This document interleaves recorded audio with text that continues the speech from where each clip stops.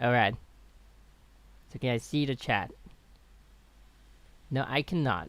Gotta refresh the page as usual. Okay. Gotta clear my throat. I think we're live. I have no idea. Sometimes I can't see the chat. Sometimes stream doesn't refresh for me. So I don't know if we're live or not. I'm just gonna wait and see if things stabilize. Oh, hi. Hi, Frederick, Alfredo. Hi, Lazy Tuna. Okay, so we are live. Yeah, stream took a while. Like, the YouTube studio takes a while to refresh for me. I don't know why. Whoa, hi, guys. Nice.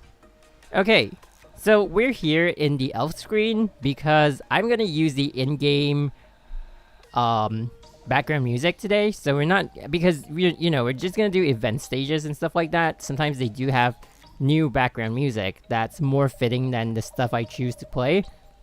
So just because of that, I think we should actually stick to the in-game background music for today. Yes, and welcome all of you to the stream. Thank you for being here. I don't know, I feel like recently I've been so busy with everything in my life, which, as I always say, being busy is great, it's better than, like, not having stuff to do, you know what I mean? But at the same time, I love streaming, and I kind of just got reminded of, like, when I first started streaming, how it was kind of daunting for me, but now it's, like, something I like to go to, and having interaction with you guys here is kind of great. So, yeah, anyway, today, somebody else realized the new music in the DXC. Really? I don't know, I haven't really, like, turned on in-game music a lot. I like to, like, when I'm playing, I like to turn on my own songs, but you can't do that on stream. You get a lot of copyright strikes, so you gotta stay away from that, Yeah, but, I mean, don't get me wrong, the in-game music in Honkai is excellent, but we've been playing it for 2 years. Even with new music, sometimes it's just, you just want to listen to something else, Okay, anyway. Are you going to be pulling for the Herrscher of Thunder when she arrives next week? Yes, I am. So I do have, as you can see on the top right of the screen, 12,745 crystals saved up in this account. And, my counter, do we have an expansion counter here? No, we don't. We don't have an expansion banner here, but, oh, I think game sound is a little loud. Hang on. Okay, so we don't have an expansion banner at this point in time. Oh god, how do I get there? Oh right, this one. But, hang on, let me just push that down a little. Go down. Alright, that should be fine. I think. Yeah, that's better. Okay. So, but I think my counter is at 68. So 68 will require quite a little bit more than 12,000, so it's not gonna be 100% hit for the Herrscher of Thunder on this account. Am I worried about it? Nah, I'd probably just push down the counter a little bit more. I could go for any other Valkyrie. Like, I think on my mind, Argent Knight is someone that I want to be getting on this account because I already have, what's her weapon? Scotty? And then we'll be getting access to Robert Perry in version 4.2, right? So, yeah, that's gonna be really cool. Oh, hey guys, nah, I'm not sick. But in my recent video, my voice kind of went really low. I realized, like, I was talking for the entire day at work, and, so when I did the video, like, it was really, I was already, like, totally worked a whole day, so there was that, but I wasn't sick or anything. I just realized it, like, after I was doing editing. I was like, man, my voice sounded a little lower, but, it's okay. Okay, so, yeah, I can't show you the changes, like, right here, because of the fact that the beta is now, we're kind of, I don't know what happened. Like, so when I went in, like, all the Valkyries, most of them were locked, including the Herrscher of Thunder, and, like, even, like, Valkyrie Chariot and stuff like that were B-ranked. So, I don't know. I logged in with the same credentials, but it seems like the account has been reset or something when they switched it into version 3, which is weird because we were given the link directly, and it was like, yeah, you can download this link to update your beta account, I mean your beta client, but why give us a link if we're just gonna go into an emptied out account? I really don't understand. It's never happened before in like any of my experiences with the beta server. So, it's kind of weird. Oh, you can add me on the Southeast Asian server anyway. I think I've cleared out a few friend slots. My ID is... I'm just gonna type it in the chat. Hang on. Yep. I think so. Okay. Okay, so I'm just gonna read out the changes made to the Herrscher of Thunder. If you have anything to make a reference to, you can. Otherwise, I'm not really gonna like... Whoops. Alright. Oh, that was the purchase page. Anyone want to buy crystals for me? I can use a QR code and you can like scan the QR code, but then I'll no longer be F2P. Anyway, yeah, we're gonna stick to this one. So, wait. Okay, yeah. Hi guys joining the stream. So we're gonna talk about the Herrscher of Thunder additions, just a little bit because of the fact that I can't actually use the beta account right now to show you guys. So they've made a little changes to her. She now has a skill that unlocks at S rank and gets upgraded with every rank. So at S rank, she can actually unlock a skill that increases her own lightning damage by 18% and increases her own elemental penetration by 14%. So it maxes out at... So it upgrades at every rank. At double S rank, you get an upgrade for that skill. At triple S rank, you max it out. And it maxes out at 30% increase of lightning damage for herself and 20% elemental penetration. So this is a bit of a change from before. If I remember correctly, this skill previously was locked behind double S rank. Let me just pull up my notes to see, because I have not been following this a whole bunch. I've been really busy, now that I think about it. Okay, anyway, so... Yeah, combo attack. No, that's not under combo attack. That's under passive, right? So basics, evasion skill. What was that? Anyone remember when that skill was? What rank does she unlock her thunder trap? I don't know. Hang on. Oh, never mind. That thing still stays the same. Wait, what? It's the same as before. Is there something I'm missing? Oh, well, forget it. Anyway, okay, so that skill still stays the same as before. I don't know why it was repeated here in this... Anyway, okay, so the changes in beta version 3, the weapon...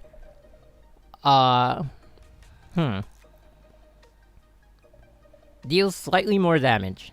That's all. The base weapon, not the PRI one, deals slightly more damage.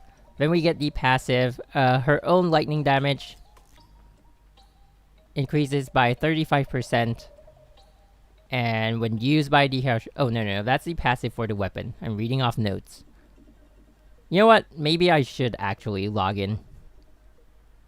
But if I log in right now, like, I don't have access to the maxed out one, so it's kind of pointless. But if you guys want to see it up front, we can actually go in. You know what? I should just show you guys, right? Wait, so it dropped to 12, 14, 18? Really? I don't know, there seems to be a whole lot of changes. Oh, yeah, correct. Oh, okay, there is my bad. So there is a drop from that one. So initially, that passive gives you at S rank. So there's no change to that one. You learn it at S rank. It gets upgraded at double S and triple S. Initially, it was 18%, and then I don't know what the double S one is, and then 30% when maxed out, and 14% to 20% for elemental penetration. Now, after the balancing, quote-unquote balancing, the passive now gives 12% instead of 18, but still maxes out at 30%. So it's 12, 15, 30. So that means you get, wow, that's a huge jump. So like the difference from double S to triple S is 15% lightning damage. That is a lot. Then we have the elemental penetration dropping from 14% to 12%, then 15% at double S, and instead of 20% at triple S, we get 18%. So we're not hit that hard on the elemental penetration, but we are hit pretty hard on the lightning damage. Yeah, so that is quite a nerf for her at lower ranks, but if you're gonna get her to triple S, even I'm not going to do that, but if for anyone who's getting her to triple S, there isn't too much of a difference right there. Let's see, what else? They've improved, like, the controlling of that, but I don't think most people would actually feel that because, I mean, not everyone was in the beta, so... okay. Oh, okay. The notes here. So, shoutouts to Salium, who is one of the top players in the Southeast Asian server. He is the... I'm reading the notes from him. So, aside from that, PRI changes. Enhanced Blade deals frontal damage of 1500%. That was still the same. Applies paralysis for 5 seconds to target. Was that ever changed? Okay. So we're gonna go through it really quickly because, like, you can refer to the previous streams or, like, other videos of other content creators who did actually cover. But, you know, I'm just gonna give, like, my thoughts on whether or not it's more balanced right now because, personally, even I haven't read through all of these. During the first 3 basic attacks, incoming total damage decreased by 20%.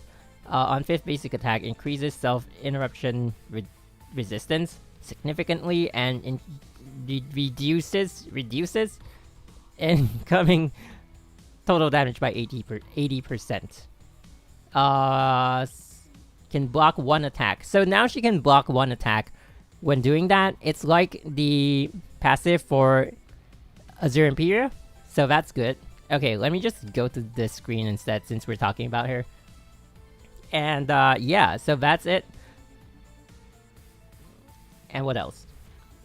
Refreshes after using her combo attack up to 3 times. So she's gonna take a lot less damage. So that's one thing. So once I read through all this, I'm gonna summarize it for you guys so you kind of understand what the difference is. So, oh, this one is a major nerf. It's not a damage nerf, so I don't think people will be very concerned about it, but during burst mode, heals 120 HP per second. Previously, it was 3% HP per second. Now, I do agree with this change because if you saw on the stream, when you go into burst mode, it's like insane. You basically you'll never die. I survived like level 7 bleeding based on this healing, right? Because it heals you at 3% per second. That is nuts. So instead, we are now at healing 120 HP per second. So yeah, she's a DPS. Entering the field, upon entering the field, she gains... What is this? Oh, they lowered her dragon, like, when you summon a dragon, instead of dealing 2000%, it deals 1600%. So that's a 400% drop, and recovers Herrscher charge. And, you know, the controlling one, you guys know about it. So that one's not too much of a nerf. So they nerfed the damage from her laser. Wait, no. They buffed the damage from her laser. From 130%, it's up to 160%. Wow. Really? Yeah, that's the laser. And final execution has been nerfed as well. It was 1600%, now it is 1400%. So that is okay, I guess. And then what else do we have? Shared skill.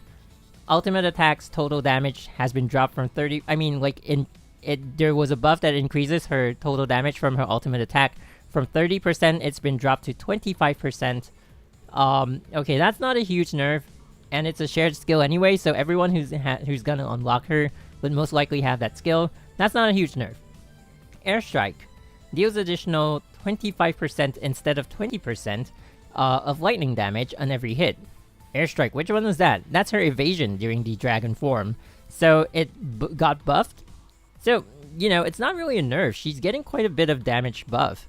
And then there's this one that increases her her combo attack damage. Wait, there's no change to this one? Okay, I'm kind of confused. Yeah, I know. I'm sorry, I'm confusing you guys, but...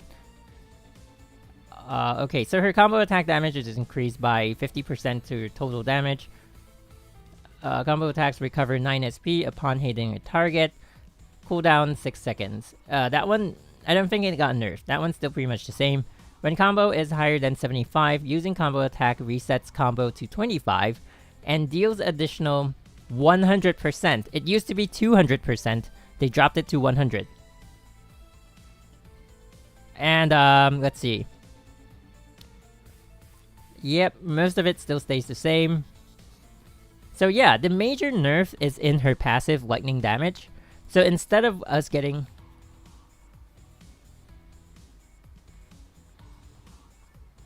Yeah, it's not a nerf. I mean... From what I can see, they did actually increase the damage on certain moves. Like, the laser has increased damage instead of the decreased damage. So that's good. But... You know, the entering of... Like, the huge attacks... Like, when you summon the dragon, that gives you a bunch of damage. That one got a drop. And the final execution also got a drop. But I don't think it's gonna affect us too badly. I won't be able to see it right now. Just because of the fact that I don't have her in the beta anymore. That is a really weird change of events. But if they do happen to fix that, like, if they do send us the Herrscher of Thunder in the mail again... then I would have access to the S-rank one, so, you know, here's hoping. But if they don't do that, then I won't be able to do anything in the beta anyway. Right now, the situation in my beta is that I have, like, a double S Divine Prayer, and then I have, like, a double S Shadow Dash or something, and everything else is locked. And all the base Valkyries, like Valkyrie Chariot and White Comet, they're all at B rank, for some reason.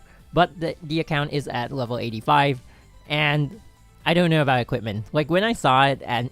at that, like, in that state, I was like, okay, we're not gonna be able to do anything here, especially since we don't have the Herrscher of Thunder, and there's no Herrscher of Thunder banner open in the beta. So, I'm sorry if, like, it's really convoluted and you can't really follow, like, what the changes were. I think I'll make a community post so people can, you know, kind of, like, look at it better. But... yeah, there has been major drops to her passive. I mean, like... So, that's the thing. I think a lot of people might not be too happy with that because of the fact that the 30% for Triple S still stays the same, but you get like a 6% drop... God, I can't... 6% drop at S rank, which is pretty huge, especially since you're only at S rank. I don't... This is one of the adjustments that I don't really agree with. But the elemental penetration is only a 2% drop, so that one is not a big deal.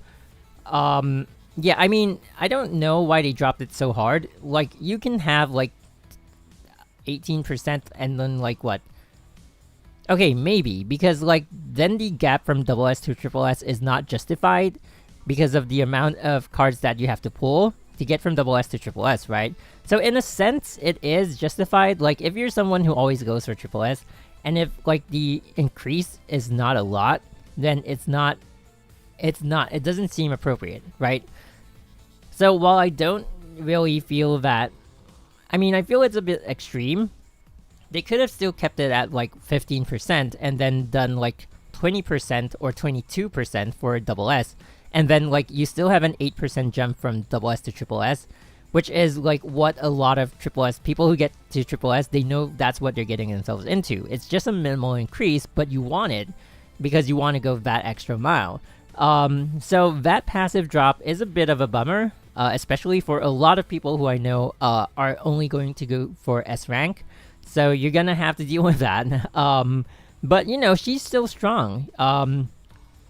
And most of the other things have not been changed, so, S rank now unlocks the additional damage to mech enemies. So she is gonna be a mech killer right off the bat. You don't have to get her to double S to get access to that skill.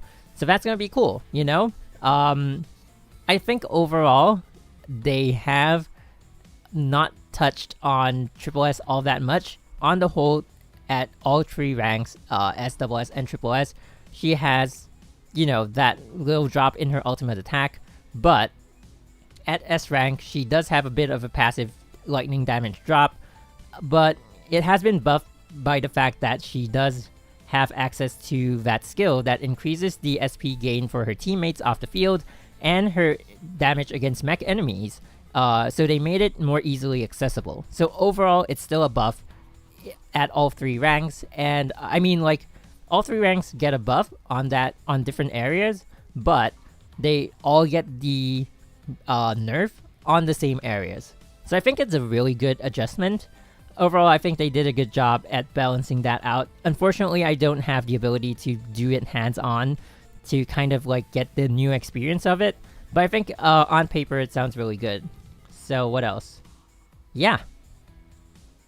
Wow, I have not been keeping up with the chat in terms of like getting to know your... They shot themselves in the foot with lightning meta. Is she underwhelming at S rank? No, absolutely not. I don't think so. Because of the fact that they allow her to use the augment against mech enemies right now, right off the bat at S rank, they have actually made her stronger at S rank than she would have been before, because of the fact that, you know, even though they drop like a few passive lightning damage here and there, the drop is not as significant as the buff she's getting against mech enemies. And, you know, when you have a character that's so strong in what it does, you want that strengthening against that particular type. In this case, it's Psychic against Mech. And why you want that is because then she is specialized in taking down mech enemies. And then, you know, she can overpower, like, basically anyone else you have that you know, you would consider to take out against mech enemies. So all in all, I would not consider this a nerf. So is S rank Herrscher of Thunder not worth anymore if I have Triple S Herrscher, Hawk of the Fog? So, okay, she is still worth. Don't worry about it. She still has the... What do I call that? She still has the anti-mecha mechanism, so she's still good there. In terms of, like, execution... I'm gonna think that if you have an S rank Herrscher of Thunder, she is gonna be like you're gonna spend less time in the Memorial Arena, in comparison to if you're using the Hawk of the Fog, just because of that raw damage. So she is still gonna be worth, but it depends on what you want to be going for. If you're a tryhard, if you are willing to push and go that extra mile, then maybe not, because you know, if you're not gonna rely on her that much. If you're willing to push with the Hawk of the Fog, then you could probably use that resource, all those crystals, to actually go and get something else out of it. But if you are, you know, but I mean, like, even if you're a tryhard, right? So for that same situation, you can also consider that now you have 2 mech lightning DPS, psychic lightning DPS, and you have more room to, like, oh, maybe Hawk of the Fog can now take on one boss, and the Herrscher of Thunder can take on the other. It's really very hard for someone to judge for you, but there is the advantage in getting that one more. It's not like if you get the Herrscher of Thunder, you can no longer use the Hawk of the Fog. And especially if you're going to fully equip her, then you're going to have 2 fully equipped. You know, it's not like, for me, I don't have double equipment for Shadow Knight and Hawk of the Fog, so it's a little hard for me to, like, switch between the 2. I don't even have, like, 2 Nuada's Revenges, so that becomes more of a situation where if I use Shadow Knight, I don't use Hawk of the Fog, and vice versa. But in this situation, if you're going to go for her fully equipped, and don't forget, if you're in Exalted, you do get access to the PRI arm, then she is definitely worth. Even if you're a tryhard, even if you don't really need her, in terms of, like, because you try hard with the Hawk of the Fog, she is still going to be worth it. And especially now with the changes that they made, even at S rank, she's going to be a good choice for, you know, spending your resources on. So definitely, if you have been saving up for her, whether or not she's worth it, my answer is yes. Definitely, like, even with the changes that they've made, I think especially with the changes that they made, yeah, I mean, they dropped your passive lightning damage by 6%. So you know, is that a big deal? If they did not give you the mech damage, then yes. But they did give the mech damage, so that's not a big deal. If you know how to use her, which is, as a mech killer, she's great, right? So, and you know, personally, being being one of the players who have like handled her around the abyss and stuff like that, it's gonna be worth the resources. So if you saved up and you're thinking whether you want to go for her, personally, I would say yes. And as you can see, my answer is very much less divided than when I'm talking about other Valkyries. So, you know, like some battle suits, I'm like, yeah, maybe, you know, probably don't want to go for them or anything like that. But for her, I know she's worth it on paper, and even like with the other testers, like running her on different bosses and scenarios right now, she's a good choice to be going for. So let's see, will you need Styx and PRI to make her viable? If you're comparing her to a fully equipped Hawk of the Fog, then probably yes. Because Hawk of the Fog, especially if you're in Exalted, you will already have access to Nuada's Revenge. I'm going to assume that you do, and it's going to be a lot easier to access that anyway. So if you're going to pit a non-equipped... I mean, yeah, sure, she's going to have Mac Typhoon, but if you're going to pit, you know, a not equipped new battlesuit to a fully equipped Triple S battlesuit, then of course there's gonna be that gap. So I would kind of advise for you to go for a fully equipped one, or at least probably if you can get her weapon, and then you can share the Lightning Stigma, she's still gonna be okay. So unfortunately, there's gonna be that gap. That's something that is gonna be very hard to go against. Because of the fact that the Hawk of the Fog does have a PRI arm, which incidentally works really well for her, as it would have for Shadow Knight as well. So, you know, unfortunately, there's gonna be that issue of equipment, yeah, so, yeah, that's what we're gonna be, you know, that's the kind of situation that we're gonna be looking at. So anyway, now that we're done with all that, we're gonna do the bosses in this event. And, so that's what we're here for. And we're gonna go into... I hope you guys got what you wanted out of, like... I mean, before we go into the next segment of the stream, we've already been here for like 27 minutes. I hope you guys got what you wanted for, you know, regarding the Herrscher of Thunder and version 4.1. We're gonna look more into version 4.1 in terms of the story.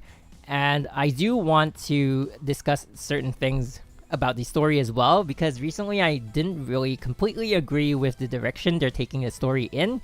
So I want to get, like, your input as well, you know, like if you guys can open a discussion here, that would be great. Or, you know, when this goes into VOD, in the comments section will still be free for you guys to, you know, give your input. So yeah, before we move into that, wait, what was I talking about? Oh, right. So, okay, let me just find that stage first. No, that's... Where is that? Is it here? Yeah, it's here. Okay. Alright, so what did I want to talk about? Oh my god. Oh yeah. Okay, now I remember. God, I was thinking of what I want to say for so long. So I will note down everything and I'll put it in a community post. So you have like a written version. So you can like have some easy reference. Especially if you're like in a place where you can't turn on audio and stuff like that, and you can't listen to me like talk about like the opinions I had on whether or not you should pull or whether or not she got nerfed or something like that. I'm gonna put it in a community post so you guys can refer to it whenever you want to. Alright, so now that we're done with that, recently I only got to watch the Lament of... What was that? Lament of... Oh god. The Fallen? Yeah, Lament of the Fallen. Like a few hours ago. So I mean, I kind of expected... I kind of knew what the video was going to show anyway, because you kind of get that in the story. It's just a little more animated. Not to take anything away from it, but that's pretty much what it was.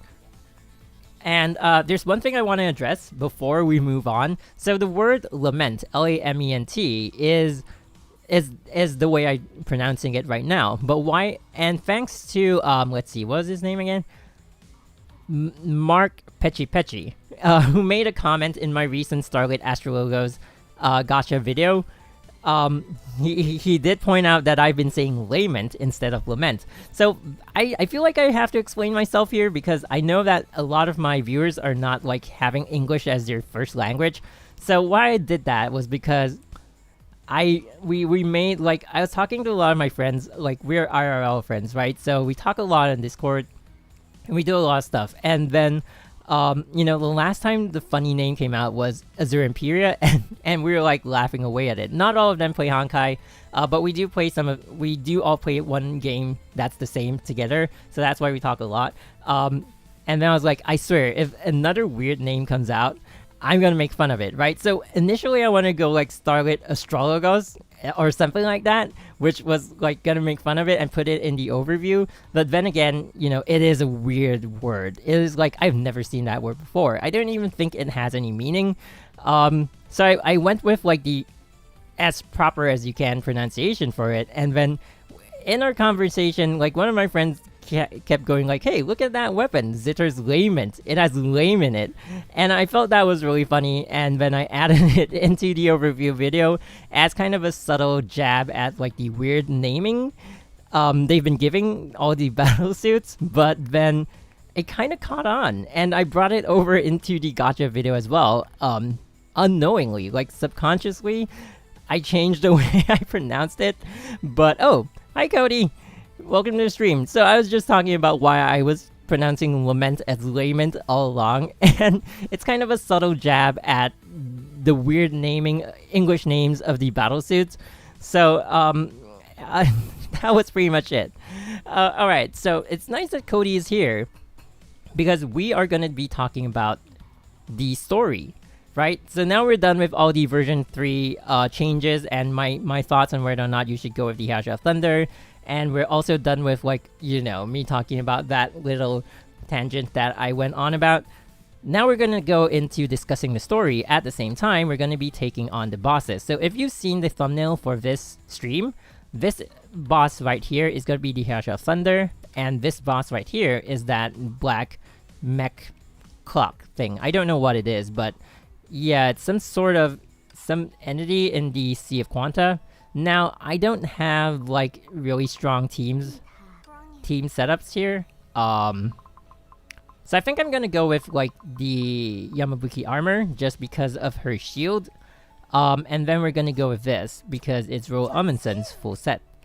So then we're gonna have Starlit Astrologos bringing the JST. It's lament, not lame. Okay. Alright guys, so someone tell me it changes on the version 3 beta. Don't worry about that.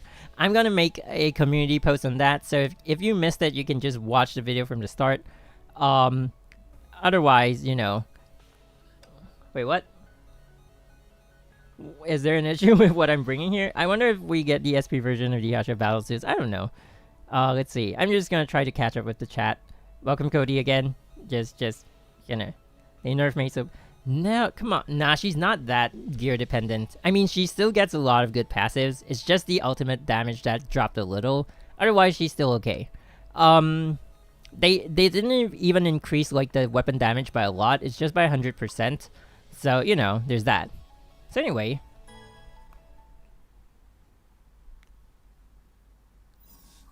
So yeah. Oh, they're just gonna use the old music? Okay, I might just play my own back. Oh, wait, no. Ouch. How did I take damage from that? Alright, God. So I'm just gonna... The team I'm bringing is not a full team. It's not even a normal team that you'd be using. But I just wanted to bring a team that's like solo, Herrscher of Reason. Whoa. Ah, I missed that. Okay. This thing will take you and slam you in the air if you're not careful, so you really want to be careful with it. Ouch. Alright.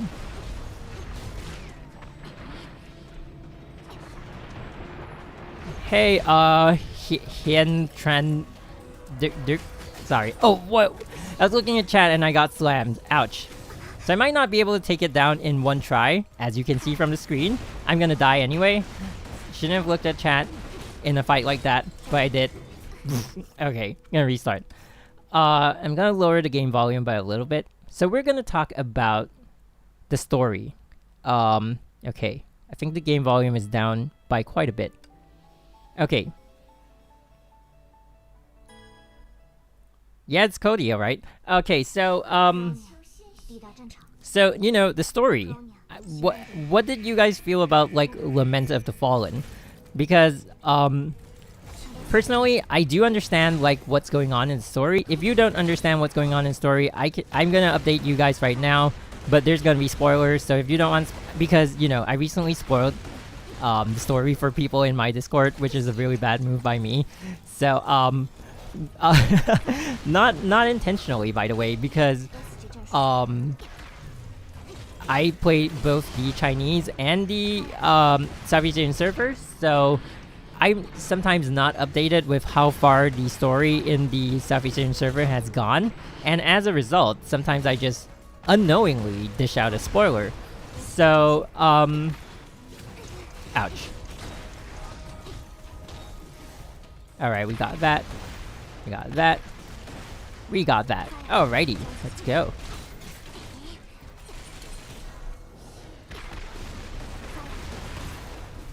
Uh-huh. Oh, whoa, whoa, whoa. I wanted to get an invasion off that. Alright, got that one. Okay. So anyway, you know what like the beef I have with the Lament of the Fallen is the way they're taking the story in terms of like Mei's reaction to what's going on. I feel like some of the things that she's doing is a little unnecessary, and I'm open to changing my mind. I feel like it's a bit weird, that's all. Like, whoa, what do I need here? Oh, that's why I brought the Hawk of the Fog. I need the paralysis. Okay, anyway. So, yeah, I'm not sure how well I can talk about the story when I'm gonna have to focus on this fight. But yeah, so... okay, I think I can't just talk about the Lament of the Fallen itself. Oh my god, my HP. I'm gonna have to talk about, like, the story up until now, right? So, one thing, like... I mean, still props to MiHoYo for making a really good PV and a really good song. I love Kobayashi Mika, who is the singer for the new song. Oh my god. So that was a nice touch. But, it's just the direction of the story that I don't really understand at the moment. Because what's happening now? And, we'll take it back from the start, right? So... Whoa, I'm dying again. Oh my god.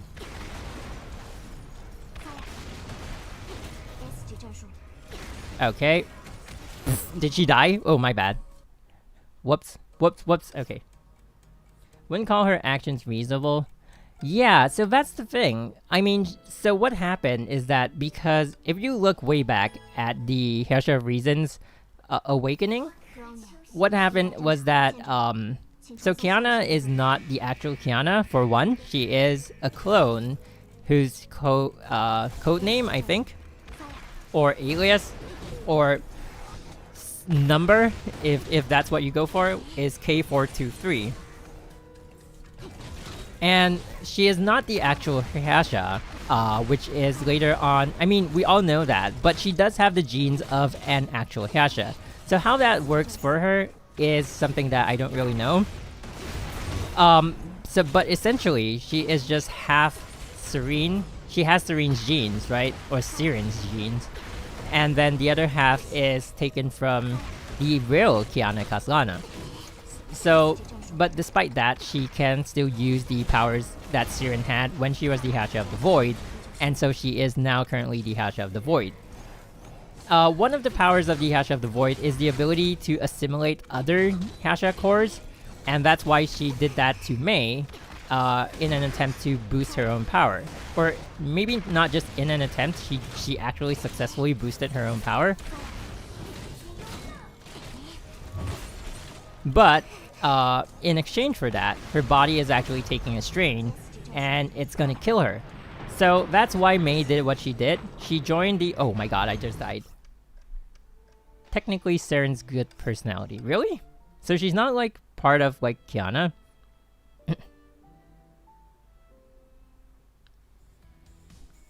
Yeah, Kobayashi Mika did, like, 3 songs for Honkai Impact. But, anyway, so with that...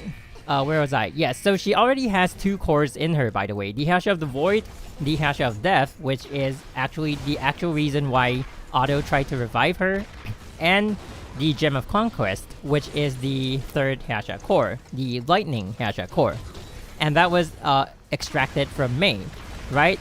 So, because of that, she has, like, she's drawing power from a lot of Herrscher cores, and that's why she's as strong as she is.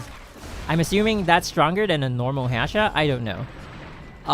But in exchange, she is straining her body, and that's causing her to eventually die earlier. And so I guess from that point on, Mei got really, like, guilty. Because first of all, she wasn't strong enough to help Kiana. We're just gonna go with Kiana until the actual Kiana shows herself. So she wasn't strong enough to help Kiana, which is the...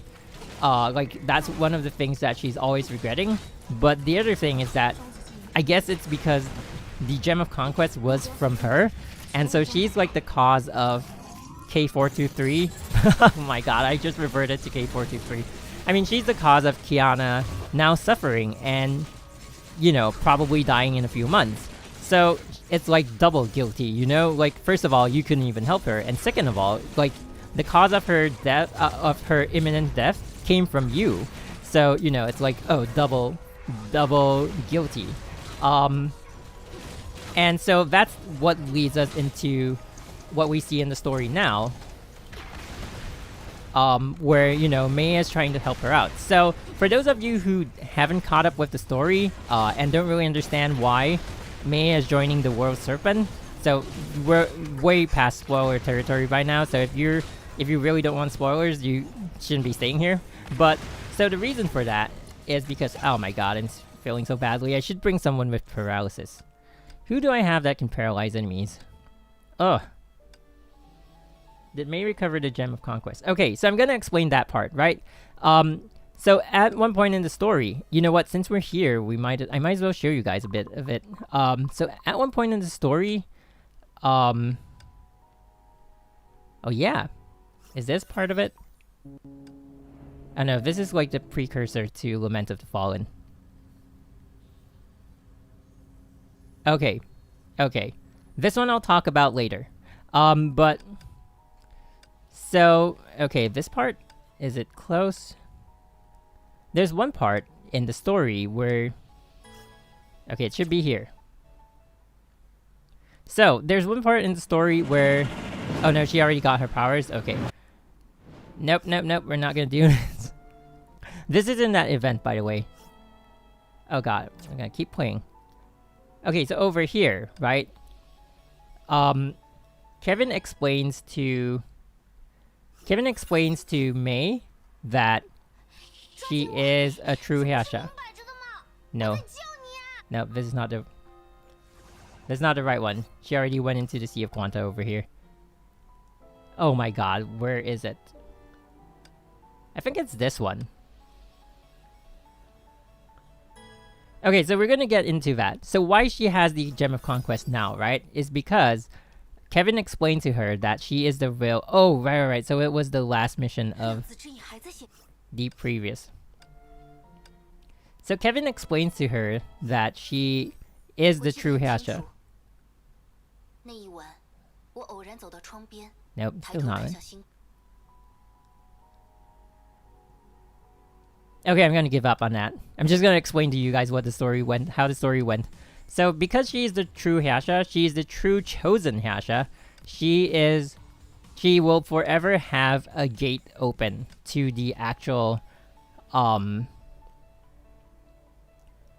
to the actual there's this source of Honkai energy, and the chosen Herrschers will always have a link to the actual source of the Honkai. And because of that, it's like she's a Herrscher core generator, I suppose, but only for her own core.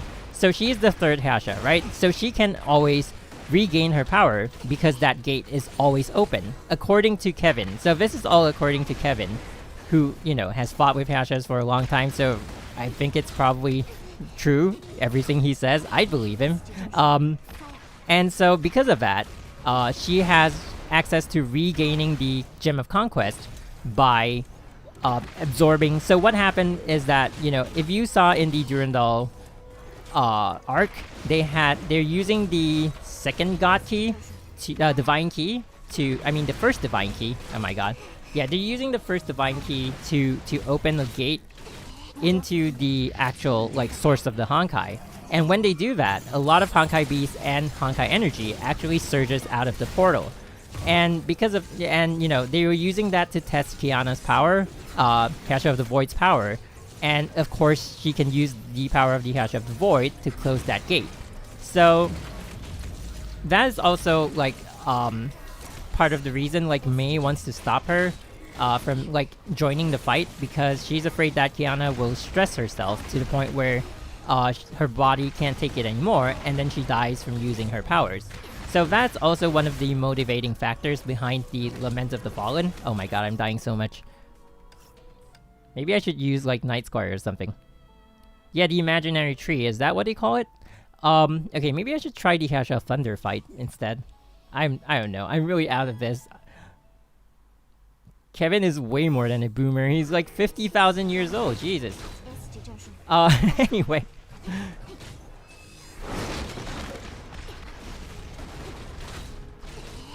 Okay, so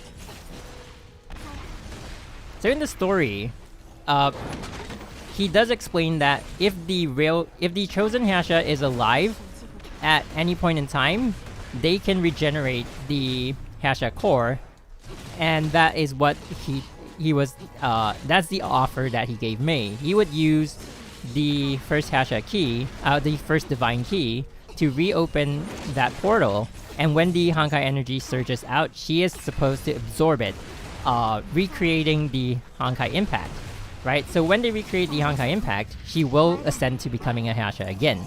And because only one of a specific core can be available, can exist at one point in time, the Gem of Conquest within Kiana will disappear, and then it will be regenerated in Mei herself.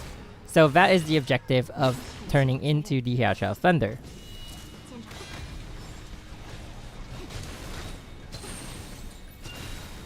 Okay, ouch, ouch, ouch, ouch. I'm looking at the chat because like I just talked about a main plot point, and then I want to know like what you guys want to be asking or have what kind of input you have before I move on. But then again, this fight is really intense, so I'm gonna have to focus on it a little more than I am at the moment. I'm gonna die. I need one more ulti to heal up. Oh my god, I'm getting wrecked. Yeah. I should have brought Wolf's on. It's lightning damage, right? I should have brought Wolf's on. Anyway. Alright, we got this. Whoa, my god.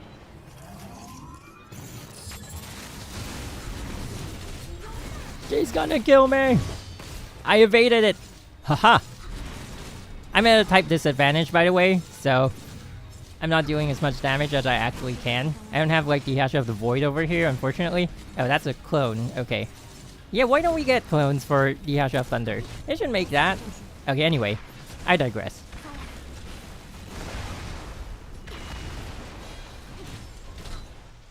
Okay. Oh, didn't get that. Oh, if I got that evasion.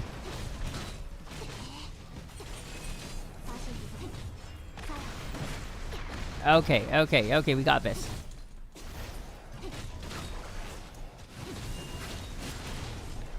I'm not... Wait, what? Why did that happen? Well, anyway, that seems to work. Oh, she's summoning a dragon now? Come on. One more bar, seriously. Okay, how about this? How many bars does she have? Jeez. I haven't even fought this boss yet, so... What's this? Oh my god, I died. Okay, I don't understand what's going on. So that's why this is the stream. Like, this is what we're going to be playing on the stream. Right? Okay, so now I got to the point where I hope you guys are caught up, right? So, so she is ascending back into the Herrscher of Thunder because she is regenerating the Gem of Conquest. When she does that, the Gem of Conquest within Kiana will disappear. So that is why she's doing that. But after that, and in case you're wondering, she does have control over the will of the Herrscher. That means right now, when she's the Herrscher of Thunder, the will of the Herrscher is not taking over her. She is in control of the, whatever power she has and her own body. So some people were thinking, oh, it's the Herrscher of Thunder that took over. That's why she's fighting against Kiana. That is not true. She chose to fight against Kiana. And this is a part in the story which I feel like is more of a plot device than like actual... I don't really agree with this part of the story because like, why join the World Serpent? It doesn't seem necessary, in my opinion. Of course, this is only my opinion, and I guess it's probably gonna change as we look further into the story, as we progress in like version 4.1 and everything. But at this point in time, I feel like it's a very overused trope. Like, oh, I'm saving you by removing you from the fight. How does that work? Isn't Kiana like the kind of stubborn person who's gonna be like, oh, because you defeated me, now because of the fact that we have a power gap, I'm gonna get stronger, just so that I can go back and chase after you, right? Because now she is with the World Serpent, so that gives her, you'd feel like, why is she joining the enemy? And you want to get her back. And if that is, if that is the point of like fighting and showing like, I mean, I've gotten this came from like opinion from other players who are also very much invested in the game. Apparently the motivating factor of her beating up Kiana in the Lament of the Fallen video is so that she can show the difference in power, and so that Kiana won't want to be like the savior of the world and like carry the weight of the world on her shoulders, because now she sees that Mei can also take on that task. I don't really agree with that interpretation of like what's going on in the story. So that's why I really wanted to do a discussion on stream, so you guys can also, I mean, I can also see if you guys actually agree with that. That is kind of weird, right? Gem of Desire? Yeah, this one is a Gem of Conquest. Okay, hang on. Wow, I can't keep up with stream. Oh my god, should I be playing? Should I be reading more than playing? I don't know.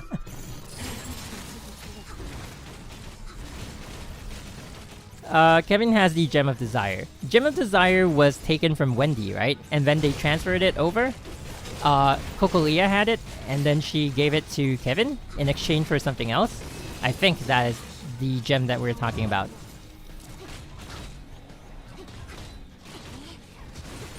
Alright, so now the Herrscher of the Void is no longer immune to lightning, right? Because she doesn't have the Gem of Conquest. It would make sense if they did that update. It'd be really cool if they made that update. And then we can finally use the Herrscher of Thunder against her.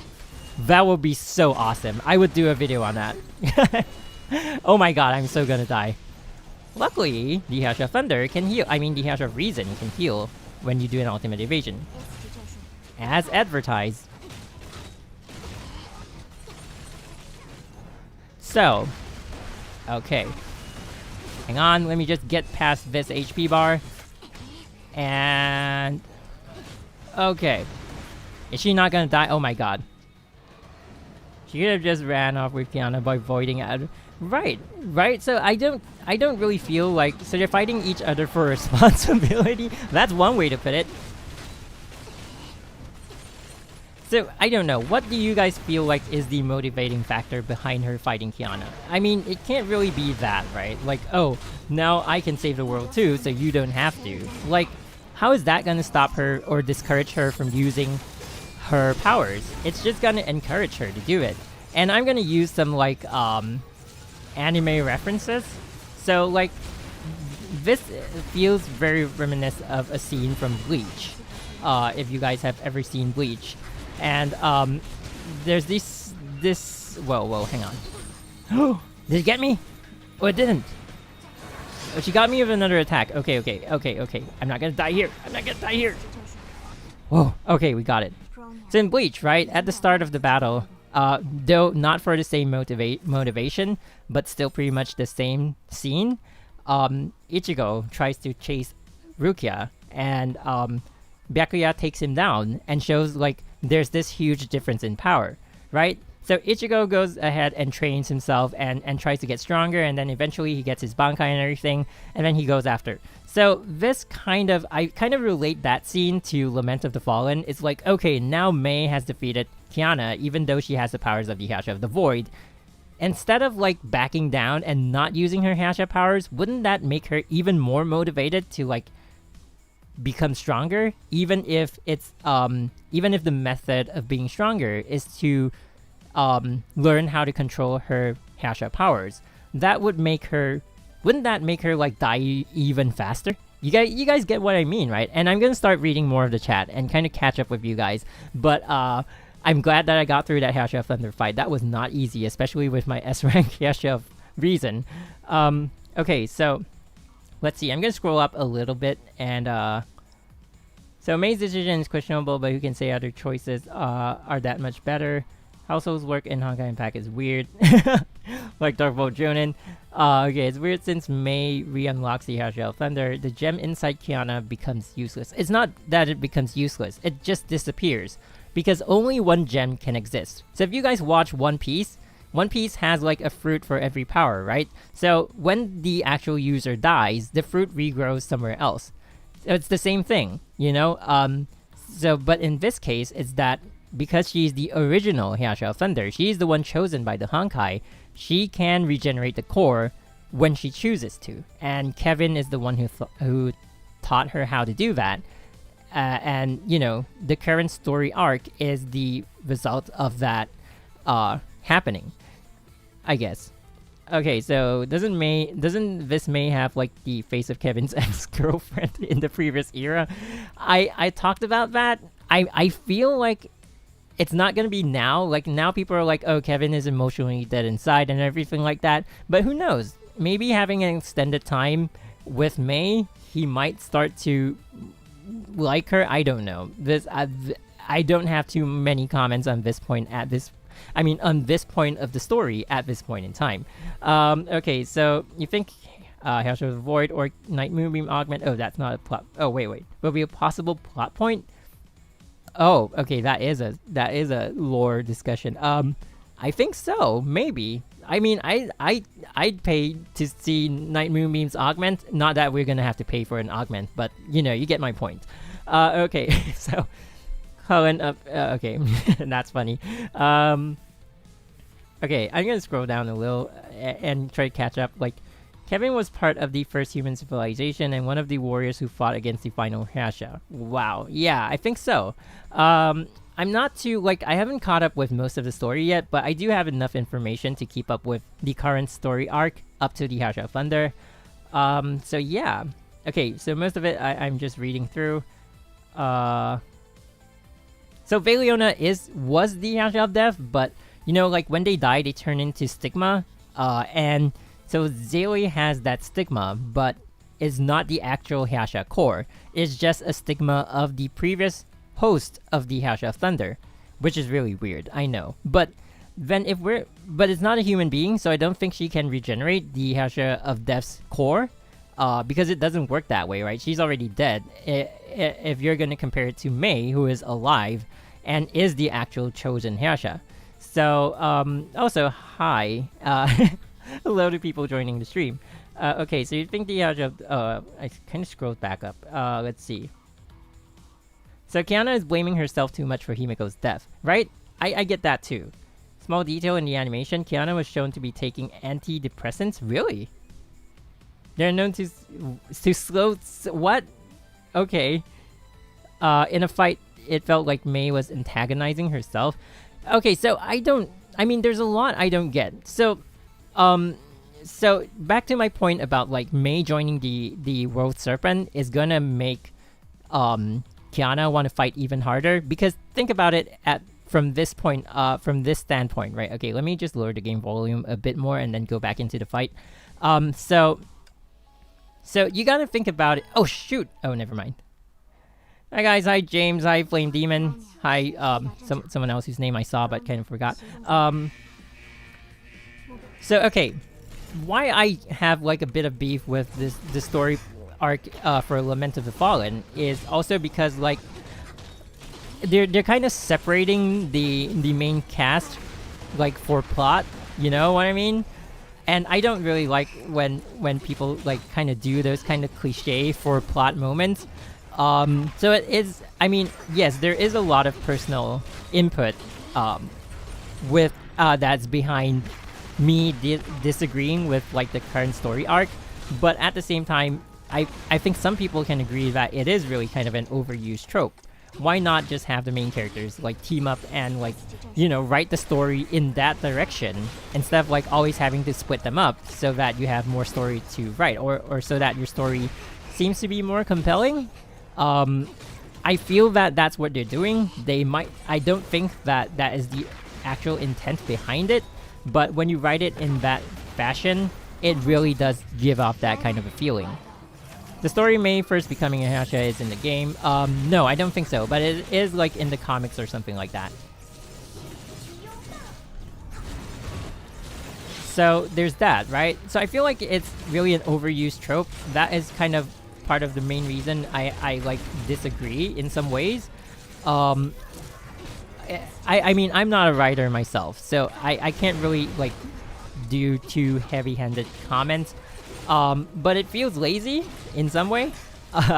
Like, oh, let's just reuse this trope so we can generate more frustration. You know, people will be like, oh, they want to see them reunited again. Like, they already reunited like twice, and then you want them to like be split up and us to wait for another reunion. That is, you know, it's like, oh, you're just gonna keep using reunions to hype people up, is the kind of feeling I'm getting right now. I'm not saying that is the objective of the way they're writing the story. I'm not saying that that's what they're going for, but I'm saying that that is the feel that I get.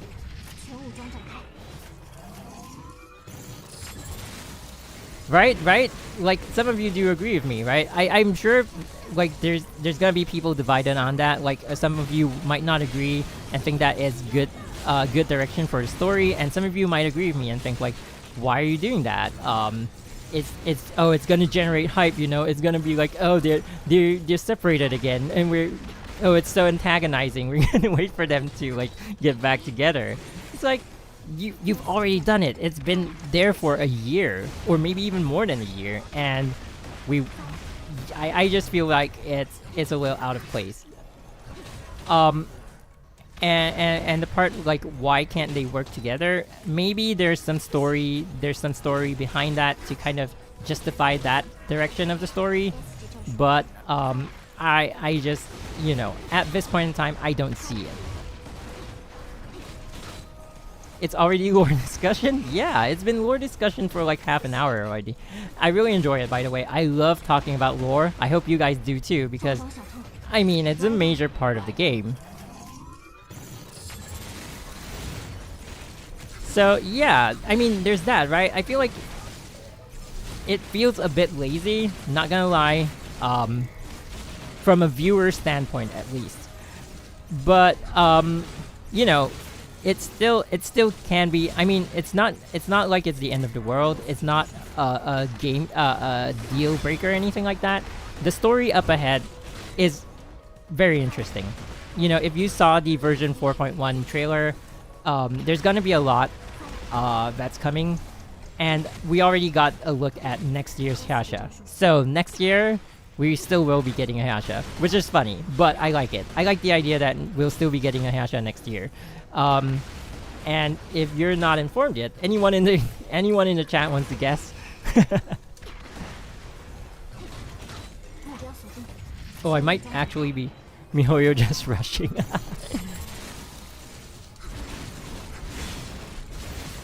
Okay, okay, okay. If I focus, I might be able to take it down.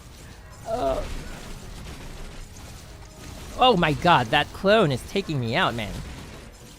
Jesus. Give me a chance. Whoa. Okay, I'm getting destroyed here. Oh my, no. That was close.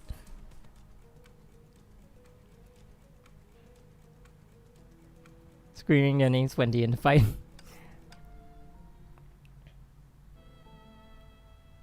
So let's see.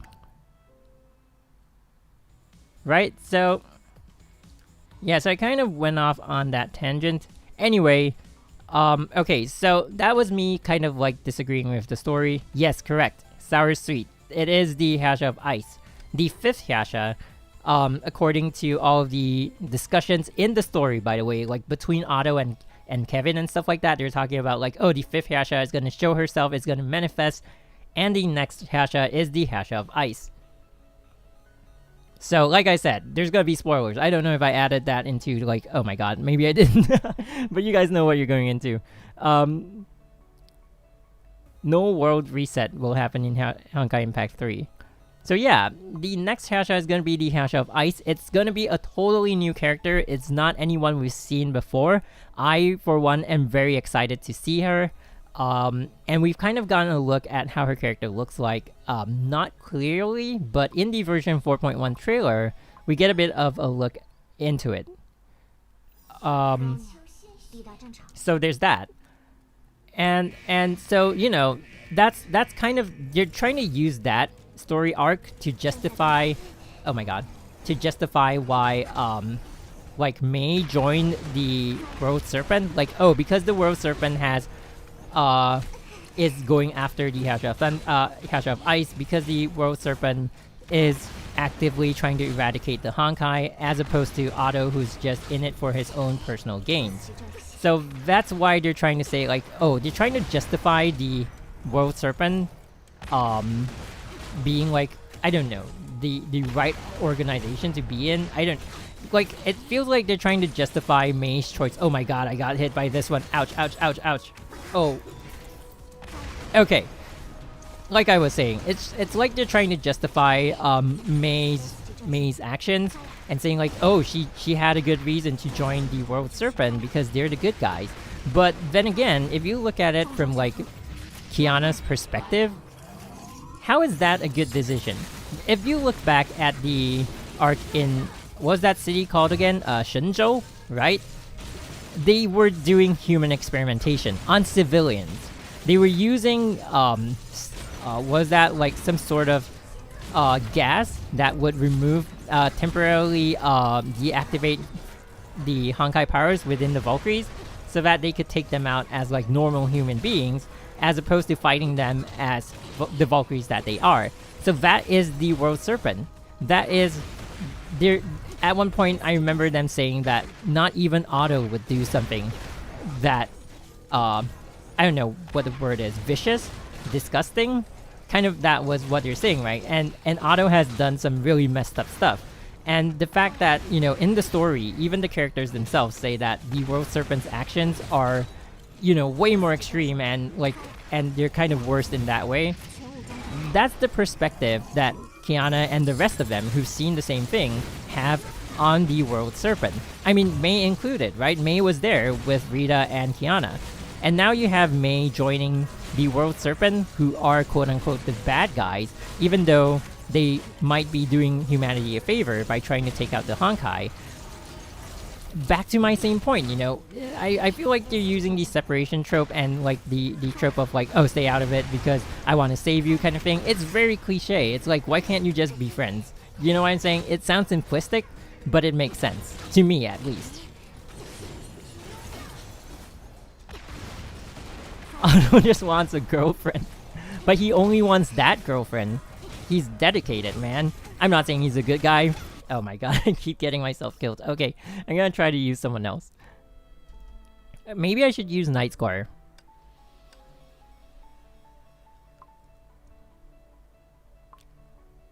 Okay, let me just get myself equipped. Oh my god, I don't really even have like a good... Dark Bolt Jonin? Nah, it's not gonna work. Alright. No. Oh my god, I don't really have a good... Okay. And we're gonna take this and this. There we go. Okay. I think this is gonna work for me somehow. I hope.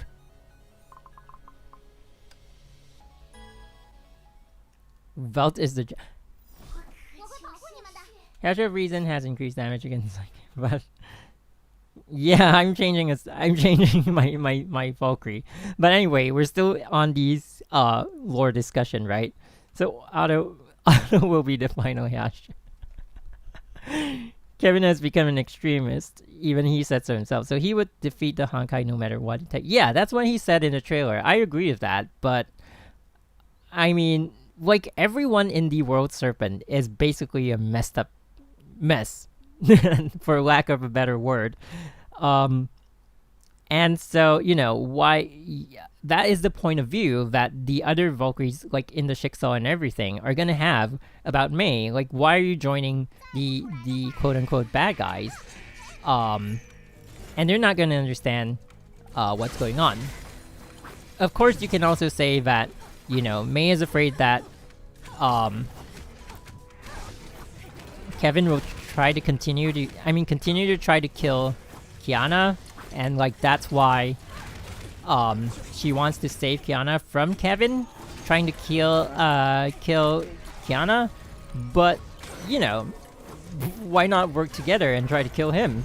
You guys have 3 Herrschers on the same side right now, and oh my god, am I taking a lot of damage?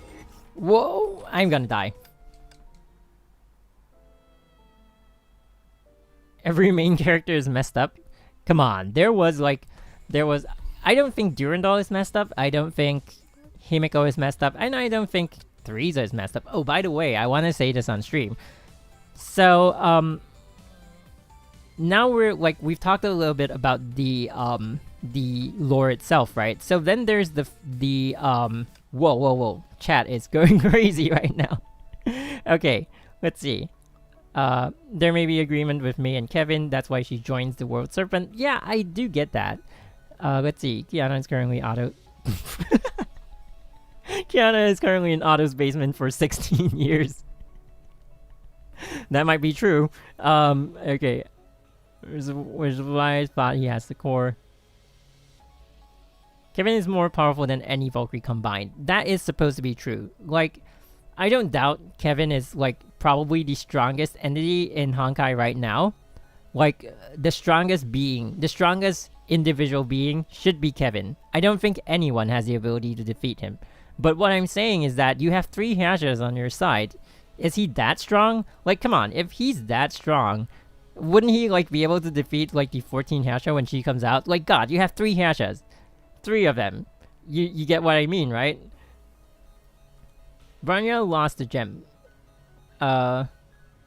But yeah, I mean, Branya still has the Herrscher powers, according to Velt. He said that he was going to, you know, officially pass the powers over to her, and she's going to be the Herrscher of Reason. Does that mean she's now going to be the quote-unquote chosen Herrscher? I don't know how that works. I mean, as far as we are concerned, Velt is supposed to be the current chosen Herrscher. But then, you know, so we don't know if Velt has, or Herrschers have the ability to actually pass on that role. But Velt did say that he's going to pass the Herrscher powers on to Branya. So for all intents and purposes, she is the current Herrscher of Reason. And so with that aside, we do kind of like have, we can actually say that on the Shixels, on the side of the Shixel, or at least on the anti-entropy, now that that's where their allegiance lie, the anti-entropy now has 3 Herrschers, which is the Herrscher, the first, second, and third Herrscher, right?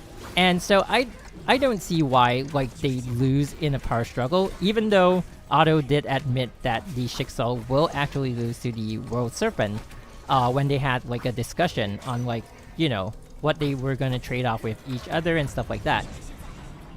So, I mean, while it might be justified to say that, oh, maybe Mei and Kevin have some sort of agreement, that's why Mei is joining to kind of protect Kiana. I don't know. I feel like that's the part that I really need to be more clear about before I can start agreeing with like the direction they're bringing the story in. Oh my god. Okay. Am I doing less damage than the Herrscher of Reason? I feel like I am. Maybe I should bring like a full team instead of like my stupid lineup. Yeah, I'm not doing as much damage. I'm gonna switch back.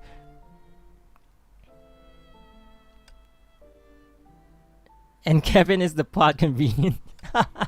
I like the way you put it. People in the Chinese. Oh, is that why? But anyway, that was the explanation. So, for anyone who's new to the stream and is like interested to join in like the lore discussion, so as I explained earlier, Mei is ascending to become the Herrscher of Thunder because Kevin has told her that since she is the chosen Herrscher, she can regenerate the core by absorbing a huge amount of Honkai energy. Essentially, that is the recreation of a Honkai impact. So since she was able to, or they were able to recreate the Honkai impact, she now has the core, the Herrscher core, the third Herrscher core again, and... Okay, hang on.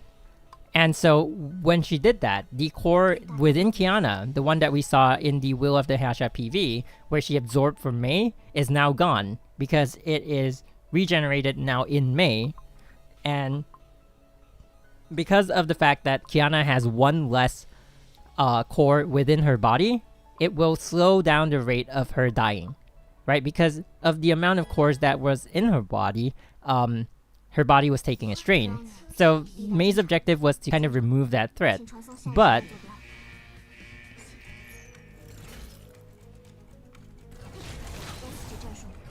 okay, hang on.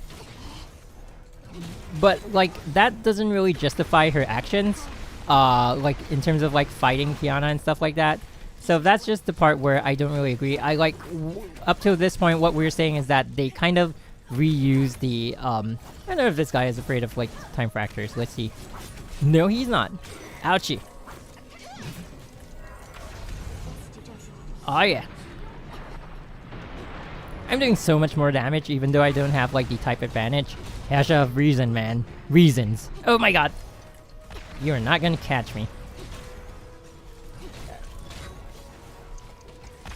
Okay. So yeah, so that's the prime objective, but like why she's fighting Kiana is because of her wanting Kiana to not fight. And I just don't agree with that. Did she? Wait, whoa. Oh crap, I missed a good time to attack. I was looking at the chat. Okay. Really?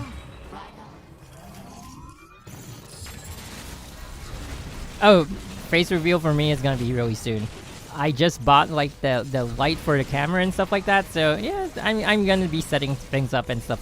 So don't worry about that one. It's not gonna come when the 14 Herrscher comes. But yeah, who's the final Herrscher? Nobody knows. No one even knows like who the other Herrschers are at the moment. Oh my god. Okay. Yeah, I was looking at... Sure.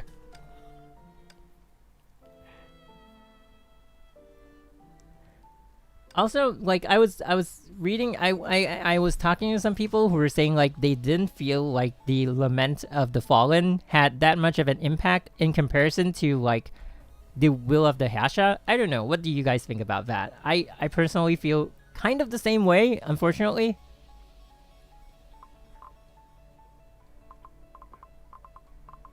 Okay, I'm back. Let's see. I don't really have any more. Mei wanted Kiana to stop sacrificing herself for others and never thinks of herself and thus being selfish. And never thinking about... that is so convoluted. Never thinking about the feelings of Mei and the others. Huh.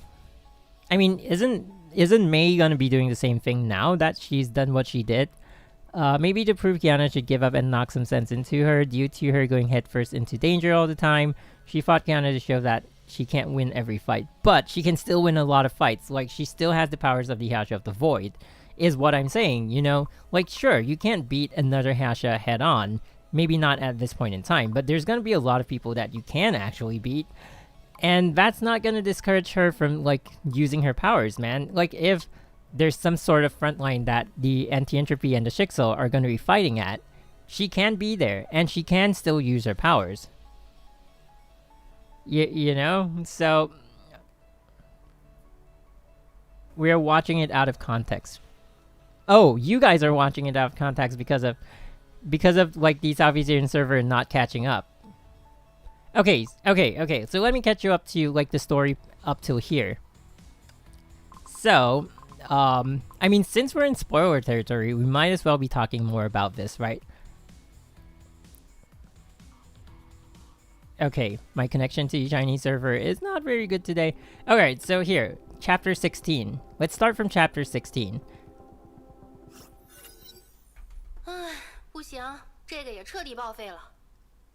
Okay, let me just kind of find out. Okay, so this is when Tesla's team, because they split into two teams, right? So Tesla's team was the one that Tesla and May went to look for Kiana, and then Branya and Theresa went to Branya and Theresa went to the underwater city, and then Branya went into the Sea of Quanta, and then she got the powers of the Herrscher of Reason. So now that they're all settled, you know, all the matters at the Sea of Quanta was settled, Theresa's team is now on the Hyperion coming over to Nagazora City. And so then May finds Kiana, and then she encounters Raven, and then blah blah blah, she finds out about the story of Nagazora City. And then after finding Kiana, she before finding Kiana, she bumps into Benares, right? And then Benares is like being all lightning and all, and then Kiana heals Benares in some way, and then they bring Benares back to the Helios. So, and there's a lot of parts where I don't understand as well. Change the title to spoilers. Okay, I'm gonna do that. Oh my god. Spoilers. I'm gonna put it all in caps. Spoilers. Okay. Okay, so then they bring Benares back to Helios, and I like that part of the story because Tesla's like, you know, if you brought like a stray dog or a stray cat, I don't really have much to comment on, but you bring a dragon of all things, and it's like, I really like her reaction in the story. It's really funny. But anyway, so they brought like a, or she said something like, you brought a Honkai beast of all things, which you know makes sense because you're in a world of Honkai beasts, which they have to be fighting every day, and you bring one back to their ship, you know. But then they bring Benares back because Benares apparently is feeling a lot of sorrow and is like oozing sorrow. So they're like, oh, Benares is in pain, and they bring her back. And then there's a lot that happens that I don't really understand. But later on, Raven gives up. But you know, when they bring Benares back, in between all that, right? You guys already saw that. Due to the lab test, Tesla and Einstein find out that Kiana is dying. So, and then they find out that she's dying because of the fact that she kept using her Herrscher powers beyond what her body is able to take. And due to the fact that she has more than one Herrscher core in her, even though the cores are augmenting her power, they're also killing her. And she, at this point in time, has only about 2 to 3 months to live. So, then Raven comes and looks for May, and she tells May that Kevin has a proposal for her, and that is that he can save Kiana's life, but she has to agree to his terms. So, so now that I'm looking back at the story in that way, maybe that's one of the motivating factors behind why May wanted to take Kiana out, because maybe there's some terms that Kevin gave her in exchange for her being able to save Kiana. Okay, so there's this part. In this part is directly after the short where Durandal fights Kevin. And basically, okay, wait. Let me just finish off on that part of the story first. So, Einstein is still alive? Of course. Why is Einstein not alive? So yeah, let's see. Lament is nice, but it just feels unnecessary. Yes, I have that feeling too. Okay, there's so much going on here. Jesus. Kevin joins, May joins Kiana. May joins Kevin. Kiana doesn't want her to, so they fight. Smells like a Korean drama here. God, you guys are killing me. Man, see, this is why I love streaming with you guys. Like, all of you, reading what you say. I've had a really busy week, if you can't tell, like, from the lack of content and everything, and, like, from my really tired voice in the Starlight Astrologos supply video. So, like, being here, having this stream session, and really just chilling and talking about the lore is really doing a lot for me. I'm really enjoying it, and I hope you guys enjoy it too. So anyway, so back to the story. You know, yes, Post Honkai Odyssey is supposed to be canon as far as I know. But take it as you will. You know, if you don't think it's canon, then you don't have to accept it. But as far as I was told, it's supposed to be canon. So anyway. So what happened is that Kevin gave May a proposal. He's like, you know, I can save her life, but, you know, there's gonna be... I think it's here. No, it's not here. Oh my Jesus. Okay, hang on. Okay, so this scene is really important. So this is something I like is very relevant to the story, and I want to share you guys. So start talking, Kevin. Yes. So this is what he's talking about. He's saying, right now, let us imagine, let us imagine a tree. Not a good word to be using. Let us picture a tree. The imagination tree. Someone said it's called the imagination tree. So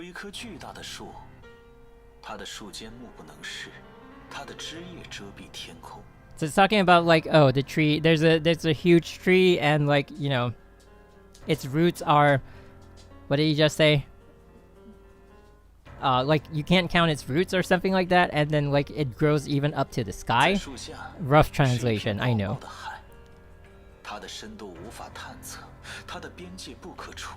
So like, you know, below the tree there's a sea, and you can't tell its depth. So you can't tell how deep the sea is.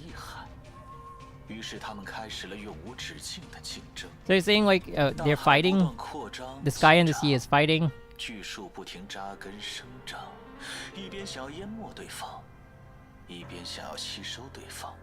So the sea and the tree is kind of fighting, and the tree wants to absorb... The sea wants to absorb the tree, but the tree just keeps growing and is trying to get rid of the sea, or something like that. It's really rough translation.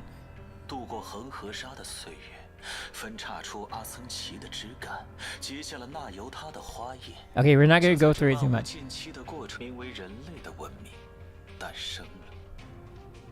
So what he's saying is that essentially the tree is the Honkai, and then like, you know, the Honkai and humanity are fighting, and so each one is trying to survive, and neither is actually bad. But what they're trying to set up here... Oh my god, that became more convoluted. It's not helping as much as I thought it would. Okay, but, you know, so what happened there is that with that scene, they're trying to set up the main source of the Honkai. The one I was talking about where May is, like, totally connected to, or May and all the chosen Herrschers are connected to. And, you know, that's like a given ability to the Herrschers, right? The chosen Herrschers. Oh, the imaginary tree and the Sea of Quanta. Okay, I don't really understand that part. I didn't really read through everything. Honkai tree. Yggdrasil. Really? Anyway. So yeah, so that's what they're trying to set up, and then blah blah blah blah blah, and then so the main part is that Kevin tells her that, you know, I can allow you to turn back into the Herrscher of Thunder. I think it's in this mission. Finally, I found it.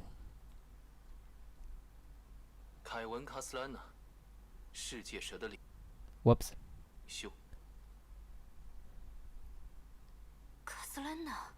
Yep.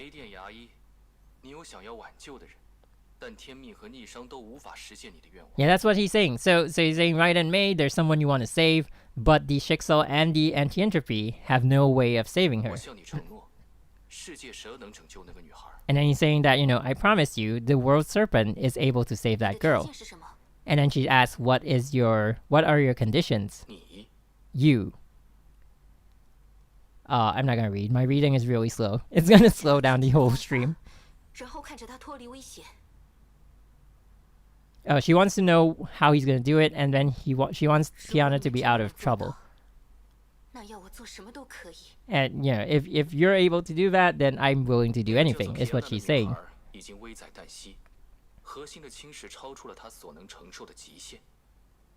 Yeah, so he's saying that she's in a very dangerous position. I don't know, is this part of the story in the English version? If it is, then it's really pointless of me to do this, but if not, then, so someone has to tell me, because I haven't touched my story in the Southeast Asian server for quite some time.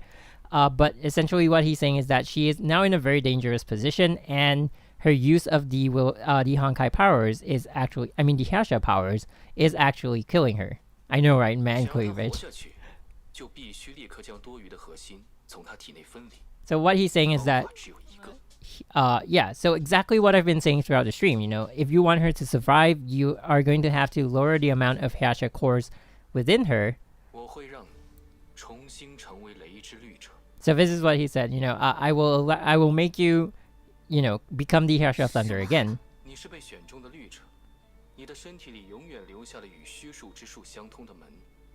So yeah, exactly this line. You are the chosen Herrscher.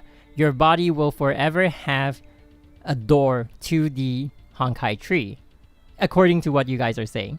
Now, this is a pure spoiler for Southeast Asia.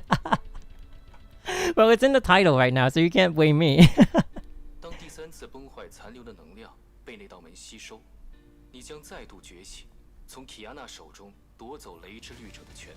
So he's saying that, once the third Honkai impacts Honkai energy is absorbed by you, you will reawaken, and the Herrscher core from Kiana's body will disappear.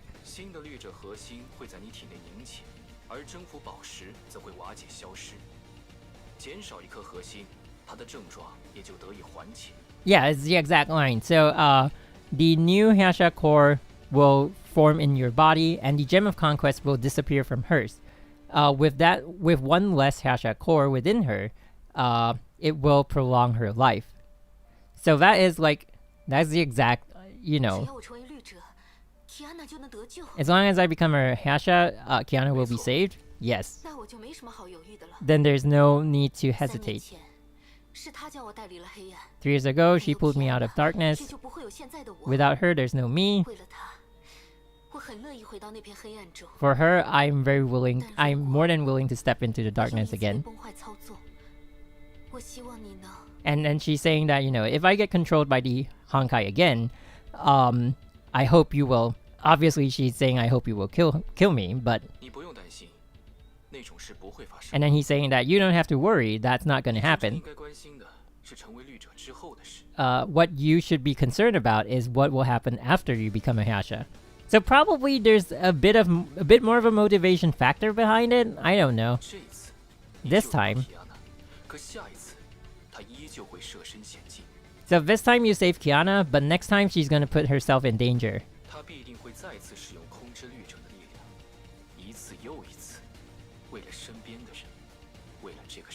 See, he's saying that she's definitely gonna use the Herrscher of the Void's powers, time and time again, for the sake of others and for the sake of the world. As long as the Honkai is here, as long as the Herrscher exists, she will always be pushing herself nearer to death until she dies. I've seen countless people like her. Yeah, obviously, he's talking about like Fu Hua and Dr. Mei, right?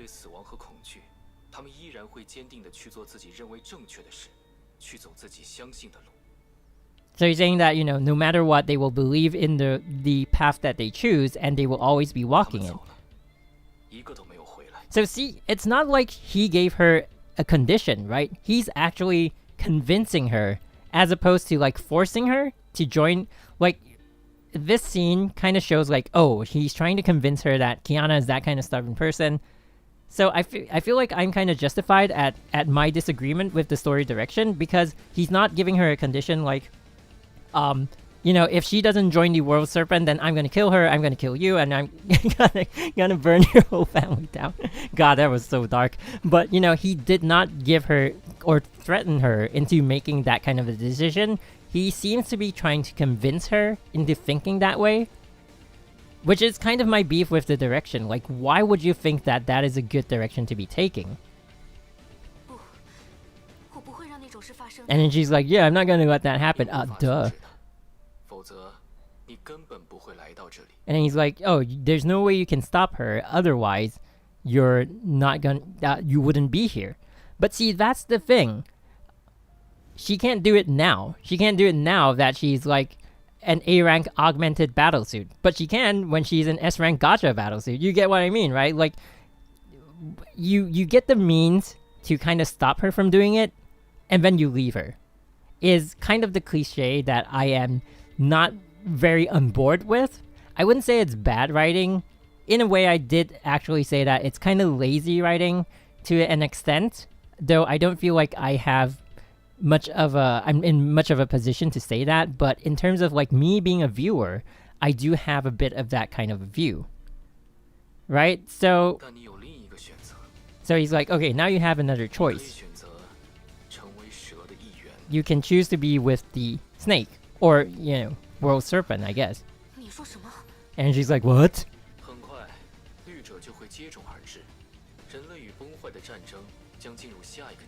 And he's like saying that Herrscher will be forming really soon, and then the phase of like the war between humanity and the Honkai, you know, the war between humanity and Honkai will be going into another phase.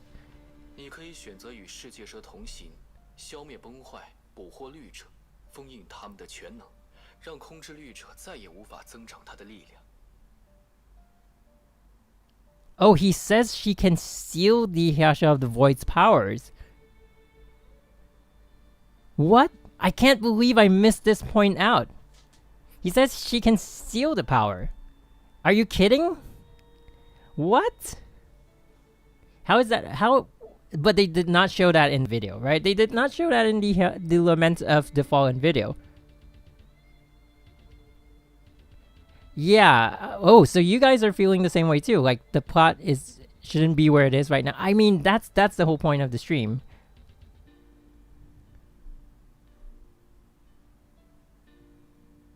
I don't understand. He seems to have some kind of way to seal the Herrscher powers. Really? I mean, he's just saying that Mei can prevent the Herrscher powers from regrowing in Kiana. But if you're going by that logic, wouldn't you need the actual chosen Herrscher of the Void right now to do that?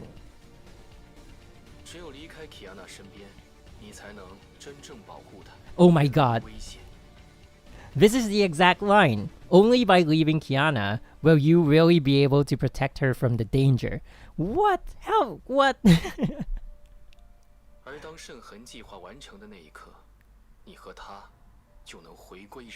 And once the Stigmata project has been completed, you and her will be able to return to humanity. Oh, I think I know what he's trying to do. I think that's what happened to the Herrscher of Death. Right? So now the Herrscher of Death is a stigma within Zele. So is he trying to turn all the Herrschers into stigmata? What the heck? Is that even possible?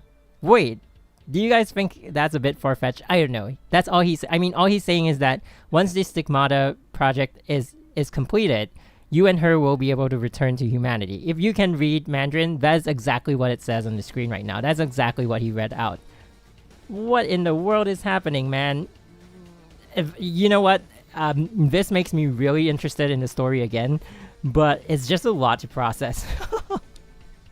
That's plain brainwashing. Because Lana Bot have anti-Honkai energy? Really? I don't know, man. Like, what in the heck? Wow. Okay. So this is them activating the first Honkai key. So this is what they did. They activate the first Honkai key, and so Nagazora City is flooded with Honkai energy again. So they're recreating the third Honkai impact. That's what they're doing. Which is something I said in one of the Discord servers. Like, it's very how do I pronounce that word? Poetic? Jesus. Whatever. Yeah, poetic. Okay. It's very poetic. Like, the game is called Honkai Impact 3rd, or 3, whichever version you're playing. It's about the third Honkai Impact, turning Mei into the third Herrscher. And now, nearing the 3rd anniversary, we get a recreation of the third Honkai Impact, back to what started the game in the first place. It's like, I don't even know what to say, man. It's great. In that aspect, wow. Very well done. I just like the way they like brought the story full circle, but like the direction of like Mei's personality changing just for the fact of like, you know, it's not because of the will of the Herrscher, it's not because of a lot of reasons, it's just because of like that simple conversation between her and Kevin. It feels kind of off in some way. And she's like, oh, what just happened? And he's like, time is up. Oh, so he's saying that since they opened the portal, the Honkai tree is going to root its way into the city, I think.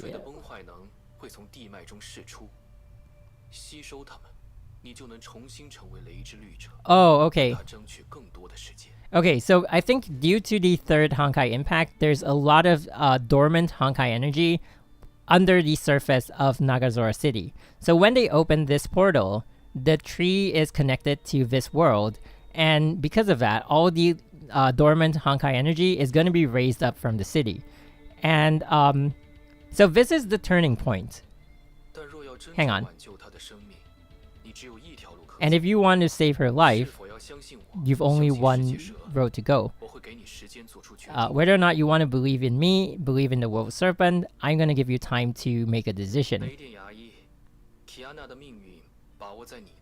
Right, and Mei, Kiana's life is in your hands. I don't have to convince you because you understand better than me. Her ideals can save the world, but will not save herself. Okay, we're done with like that part of the story. So that is a very integral part of the story that I wanted to show you guys. So, you know, so that is the major, so that mission there is the major reason why all of this is happening, right? So in a way, Kevin did force her hand because he opened that gate. He opened that gate and he forced all the dormant Honkai energy to be raising from the city. So because of that, she had to make the decision right on the spot, because otherwise Kiana would repeat what she did at Shenzhou, which is when she, you know, flew the bomb up into the sky, the one that we saw in the Starfall video, where she flew the bomb all the way into the sky, and when it exploded, all the Honkai energy that came out was absorbed by her, and that is also accelerating her death.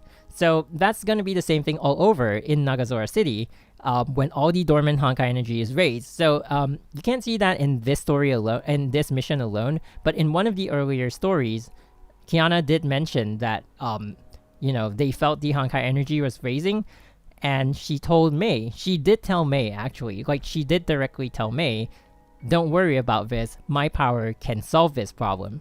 And she did state that she's going to use the powers of the Herrscher of the Void to reabsorb all of that dormant Honkai energy that's going to be surging out of the city. And that is where Mei is extremely concerned, and that is kind of the plot, like that's what's driving the plot right now.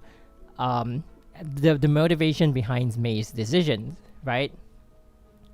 So now I'm not sure if you guys would agree with me, but Mei already solved the problem right from the start. Yeah, you know, if there's gonna be another city full of dormant Honkai energy, Mei is not gonna be able to solve that problem again. Kiana's powers are gonna be the only thing that's gonna be able to do that, unfortunately for Mei and Kiana. But See, now that Mei and Kiana are separated again, what if Kiana and the anti-entropy run into yet another situation like that? Mei not being there next to her to stop her from doing it is actually going to be worse than if Mei, with the powers of the Herrscher of Thunder, stuck with Kiana and, the anti-entropy and Jigsaw or whatever faction they're in right now. If she is there, actively more powerful than Kiana, she will always be able to prevent Kiana from joining the fight. Right?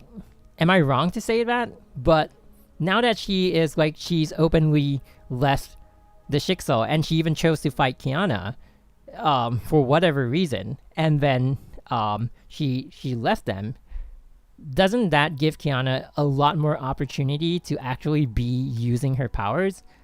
So because of that, I feel like that part of the story, that direction that you're trying to take, is kind of lazily written, and I just don't see myself agreeing with it 100%. Now, is the story generally great?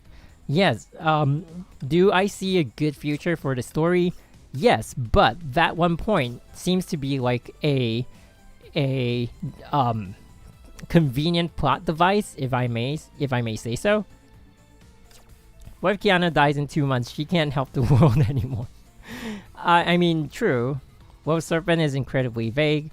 There's a whole thing unlike Otto being a simp and Felt being a science man.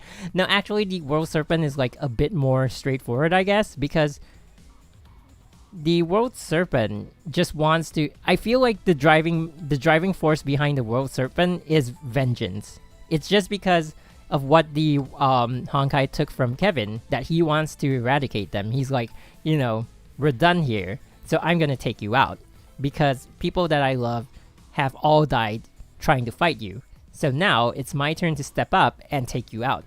I feel like that's the driving force behind the World Serpents. Like, that's their ideals.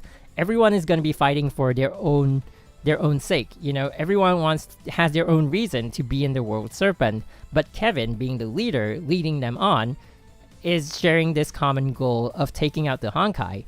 It's just their motivating factors are different. Kevin wants vengeance. Raven actually wants vengeance. That's why she was so bent on killing Kiana, right? And most of them, I think vengeance is going to be the main driving force, but some of them might just want humanity to live a better life without the Honkai in the world. So, I mean, it's really interesting, and I really do appreciate the story having that kind of having so many points for us to discuss, but just this one point of Mei's decision, I don't know if I can actually be on board with it. Is the anti-entropy really strong right now? I don't really know.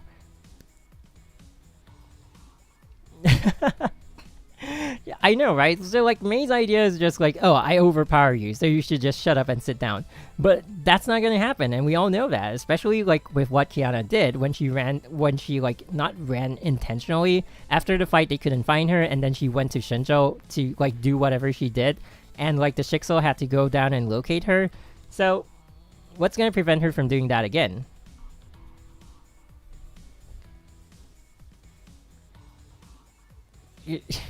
The World Serpent is basically Ellie.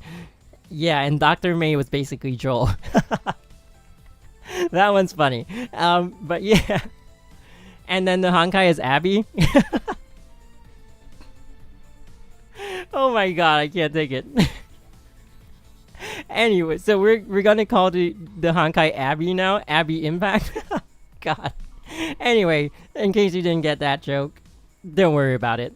But so yeah, so that's my beef with the current direction of the story. I feel like they're writing it out of convenience. It doesn't feel that hashed out, oh, we have a purpose for bringing it in this direction, and so that makes me a little unhappy with the way they decided to make things go. But okay, so now we're gonna go into the final part of discussion, and then we're gonna close it off after that. But the future of the story from this point on is very bright. I'm 100% on board with that. So I'm not saying that I don't like the story. I'm not saying I disagree with it completely. I like the thing as a package. I just don't like the way we got there, right? So the story right now is that since Mei entered the World Serpent, they're gonna hunt the remaining Hashas as they manifest. So each time there's a Honkai impact, the World Serpent is going to be there, and they're gonna. I don't know what they're gonna do with the current Hashas. They're probably gonna recruit them, or they're gonna acquire them and turn them into stigmata. Is what Kevin said. I don't know. So that stigmata plan thing that he was talking about, maybe they're just gonna extract the Hasha core because he said that Kiana and Mei can return to humanity, right? So that means that in some way the Hasha hosts are going to survive, but he's gonna remove the Hashas from the equation. How he's gonna do that, we still don't know. So that's where the story can still remain interesting, and from this point on, it's still gonna be really cool to continue watching it as the story unfolds. What they're gonna do with the Hashas when they track them down after the Honkai impact occurs is still a mystery, at least to us at this point in time. So that's also going to be another point that's going to be interesting to see.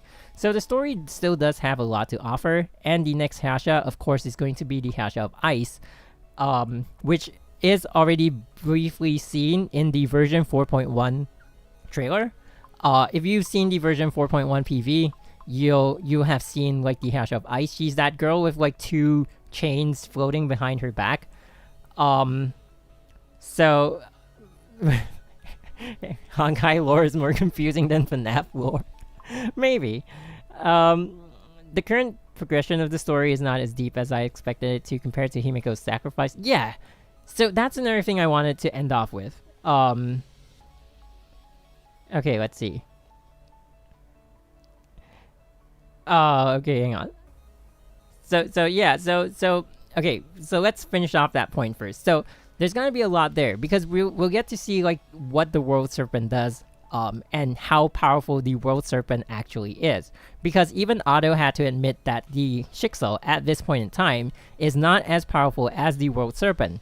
And he kind of used that as a bargaining chip against Kevin, because he told Kevin, like, yes, the Shixel is not going to be able to defeat the World Serpent, but I can screw you over by wasting your time, so much so that you're going to miss your time window at eradicating the Hashas. That is the threat that Otto used against Kevin to get what he wanted out of Kevin. And why not show the version 4.1 trailer? I don't have it on my PC. But anyway. Enough with doubt. So that is the bargaining chip. So from that conversation, we know that the power of the World Serpent is supposedly the highest among all the factions in Honkai right now. And also through like different scenarios, we do also understand that Kevin is actually the strongest individual in the whole of Honkai right now as well. So he's got a lot going for him, and then he's going around recruiting Hashas. That's kind of crazy. So, oh my god, ouch. So, you know, there's a lot going for you know what, I'm not I'm just gonna focus on finishing off with the lore, and then we're gonna end off there. So this feels like a bit of like a podcast stream. Not saying it's a bad thing. I kind of enjoy it, and I hope you guys are enjoying it too. I think you guys are. So yeah, so that's what we're gonna see in the story. I'm very much looking forward to it. And so that is as far as we're gonna go with lore, because that's also the extent of what we know at this point in time. So what I'm gonna end off with is my thoughts on the Lament of the Fallen. So looking back at all the other PVs, starting with the Will of the Hasha, which was like the biggest Honkai event ever when it first came out, it made a really huge impact, no pun intended, on me, even as a player who had been doing content on the game for like a year or so at that point in time. And I feel like Lament of the Fallen did not really give me that kind of feel. And it's not because like, oh, we're used to seeing big event PVs right now. So that's the kind of comparison I want to draw. The Will of the Hasha, which is when the Hasha of the Void came out, humans can't multitask. I mean, that boss is not like super easy, so you know. But anyway, so the Will of the Hasha gave me more of an impact. And later on, Cyber Angel, I can't remember what it's called exactly. Let me just search on YouTube. Honkai Impact Cyber Angel. What's the video called? Is it called Cyber Angel? Zero Exception. Cyber Angel Zero Exception. That was Bronya's, right? See, if you guys follow the channel enough, you would know that my list of Valkyries, my ranking of them, like in order of like the Valkyries that I like, Durandal is my favorite. Durandal is definitely number 1.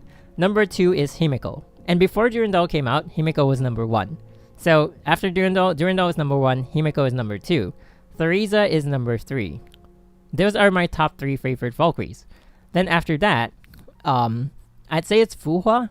Fuhua kind of took the 4th spot. Initially, it was like kind of Sakura. Sakura is not really because of the story that much. It was just because like her character design, and I kind of liked using her quite a bit, as much as I could. So Fuhua kind of takes the spot because I ranked them in terms of their character in the story as well as gameplay. So those are like the top 4 Valkyries, and then maybe in the 5th spot would be either Yari Sakura or Rita. And as you can see, I'm not doing this on purpose, but the main characters don't rank as high as, you know, the other sub characters in the story. And why that is because okay, so why that is because I don't know. Main characters, they have a lot to deal with. They have a lot to do in terms of character development, and that would cause them to sometimes be developing.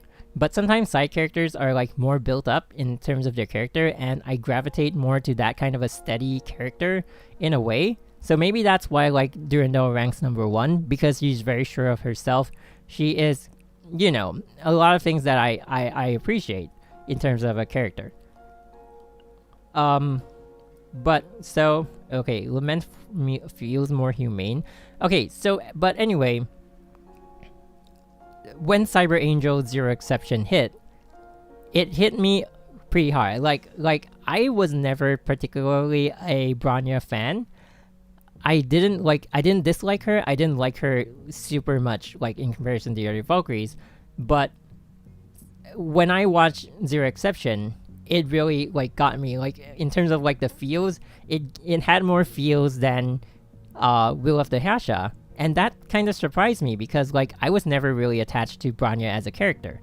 So I feel like Zero Exception was really well done in that sense. Like, oh, we see Bronya grow. This is the new Bronya, but at the same time, it's very much warranted. And this is Bronya, like, you know, being, you know, like taking the mantle of like someone who's now a lot stronger, even though she was already stronger than before. Zelia was kind of like out of Zelia. Okay, Zelia was well done, but I mean the Stygian Nymph one, but it was kind of expected. You know, it's like it flowed into that video, so it was well done. But in terms of like, it was like okay, it was a big event as well, but it was more of like we're just flowing through it. You know, it's like oh, it's there, and they did it quite well. It did have a bit of an impact, but I feel like Zero Exception took it all, and like I still gravitate a lot to Zero Exception.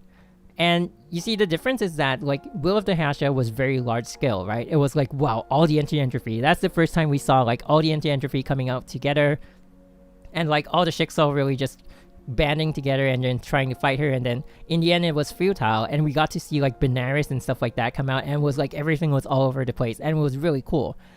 But if you're going to draw that kind of a comparison between the Will of the Herrscher and Zero Exception did not have like any of these like large scale fights and everything. It was a 1v1 battle between Bronya and Thalok. But still, it brought out all the feels. It still was great. It did its job, very well done. Then we come to Lament of the Fallen, right? And I'm just talking about the 3 Herrschers. I know there's Last Lesson. I know there is Dual Ego, but we're just gonna talk on the 3 Herrscher videos. So then we come to Lament of the Fallen, and I feel like it didn't hit me as hard. And if you're gonna say, oh, it's because you're not a Mei fan, but I was not a Bronya fan either. You know, my perception of like in terms of ranking on like favorite Herrschers, I guess Mei and Bronya would be more or less in the same spot. But I feel like Lament of the Fallen didn't hit me as hard as Cyber Angel did. And Cyber Angel really surprised me. Like, when I watched it, I was like, wow. Wow. That was my reaction to it. So, I don't know what it is about it. I don't know whether it's because of the character development, or maybe because I expected to see more. Like, maybe I expected to see the further extent of the Herrscher of Thunder's powers, but all we got was like her waving her hands, like, with like lightning slashes, and then her getting really angry. And that part, I feel like it is the character development. Like, there's a part in the video where she's like, oh, you're always like this. You're always so stubborn. And it's like, I couldn't get on board with like how Mei was reacting in that sense. And it kind of frustrated me to actually have to watch through that and be like, yeah, but you have like so many other ways to be settling this. You chose to antagonize her and agitate her into fighting you, and then you fought her. You know what I'm saying? It's like, it doesn't feel like a warranted fight. And then when they fight, it's like, yeah, I'm stronger than you now, so shut up and go home. That it kind of gave me that feel. So, oh yeah, there's also Starfall, right? So I'm not talking about like Starfall, Dual Ego, or even Last Lesson. Even though those are really great videos as well, Starfall did kind of get me. Not gonna lie, I watched Starfall when I was like during lunch at work. so it wasn't in the best of situations, but when I came back, when I came home and I watched it again, I really liked it. But I still feel like it's different. It kind of hits differently because it's kind of a passing, it's kind of like a passing video. It's like part of the story, but the Herrscher videos are them actually ascending to their Herrscher forms, so it kind of has a different impact on the viewer who has been a longtime player of the game.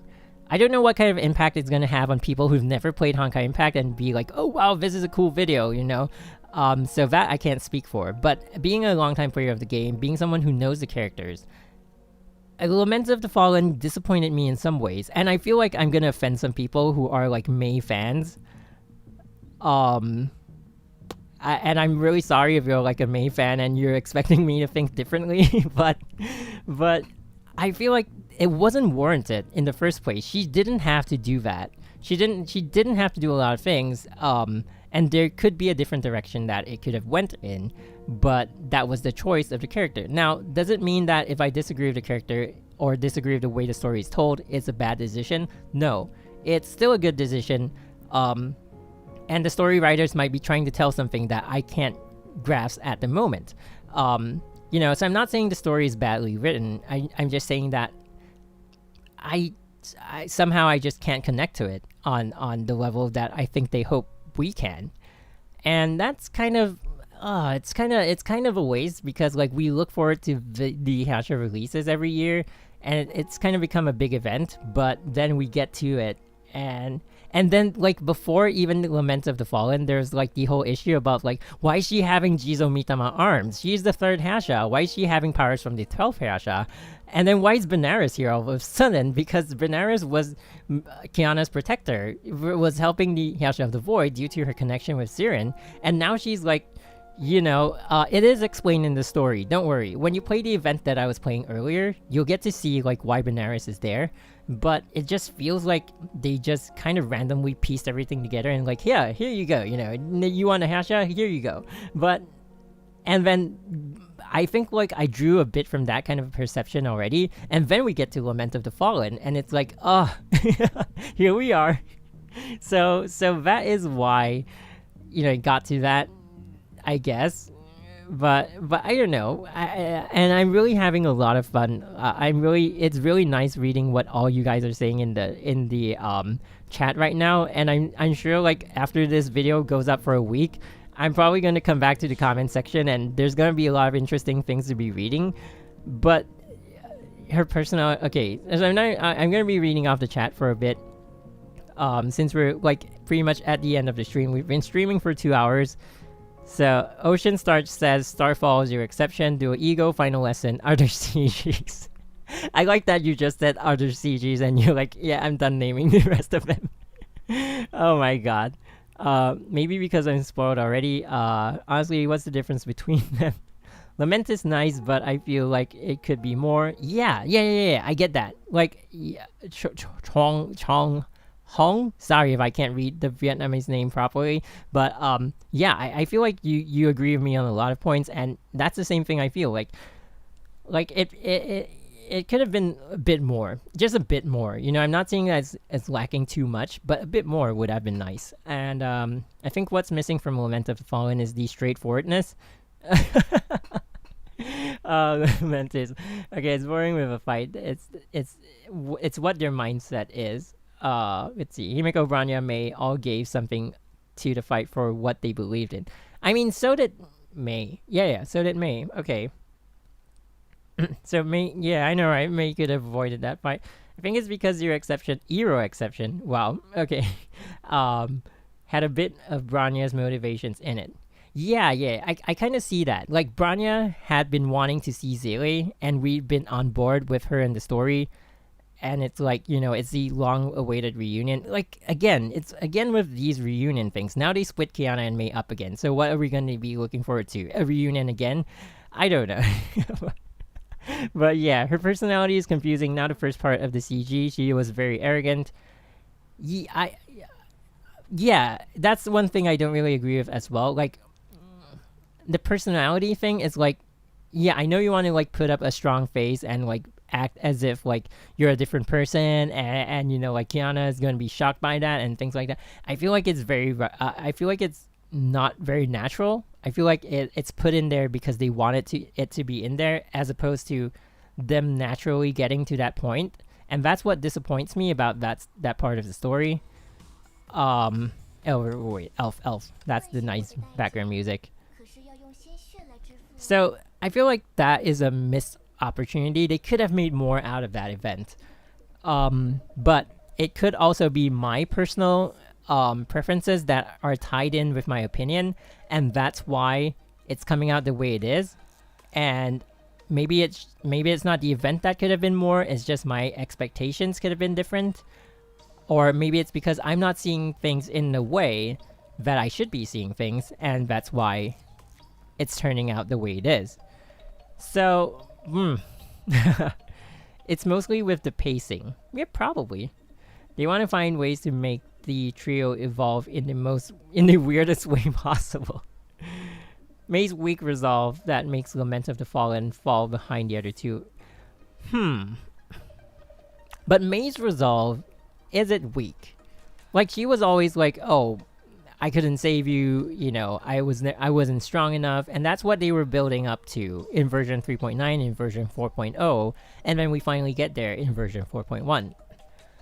I don't know if like they're necessarily weak, or there's just something lacking in the character that didn't drive it as hard as the other events did, So yeah, I mean that is also like my thoughts behind this part of the story is also what drove me to like do the stream as a lore discussion stream today, and it's been really I like the way it's been going. It's been really great, and I like I get to discuss it with you guys, and I get to do some of the gameplay.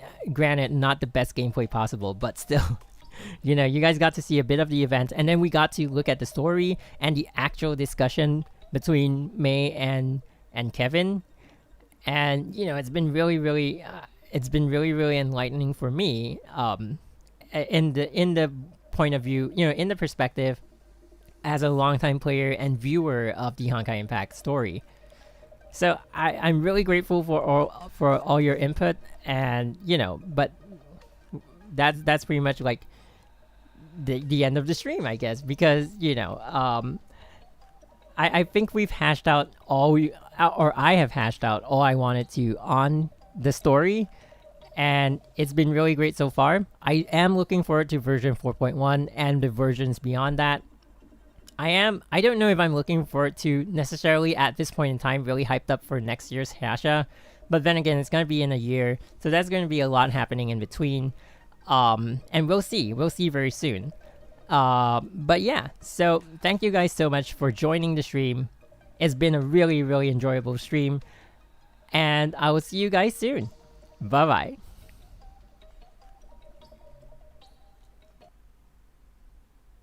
流血的战斗对我来说是一种享受。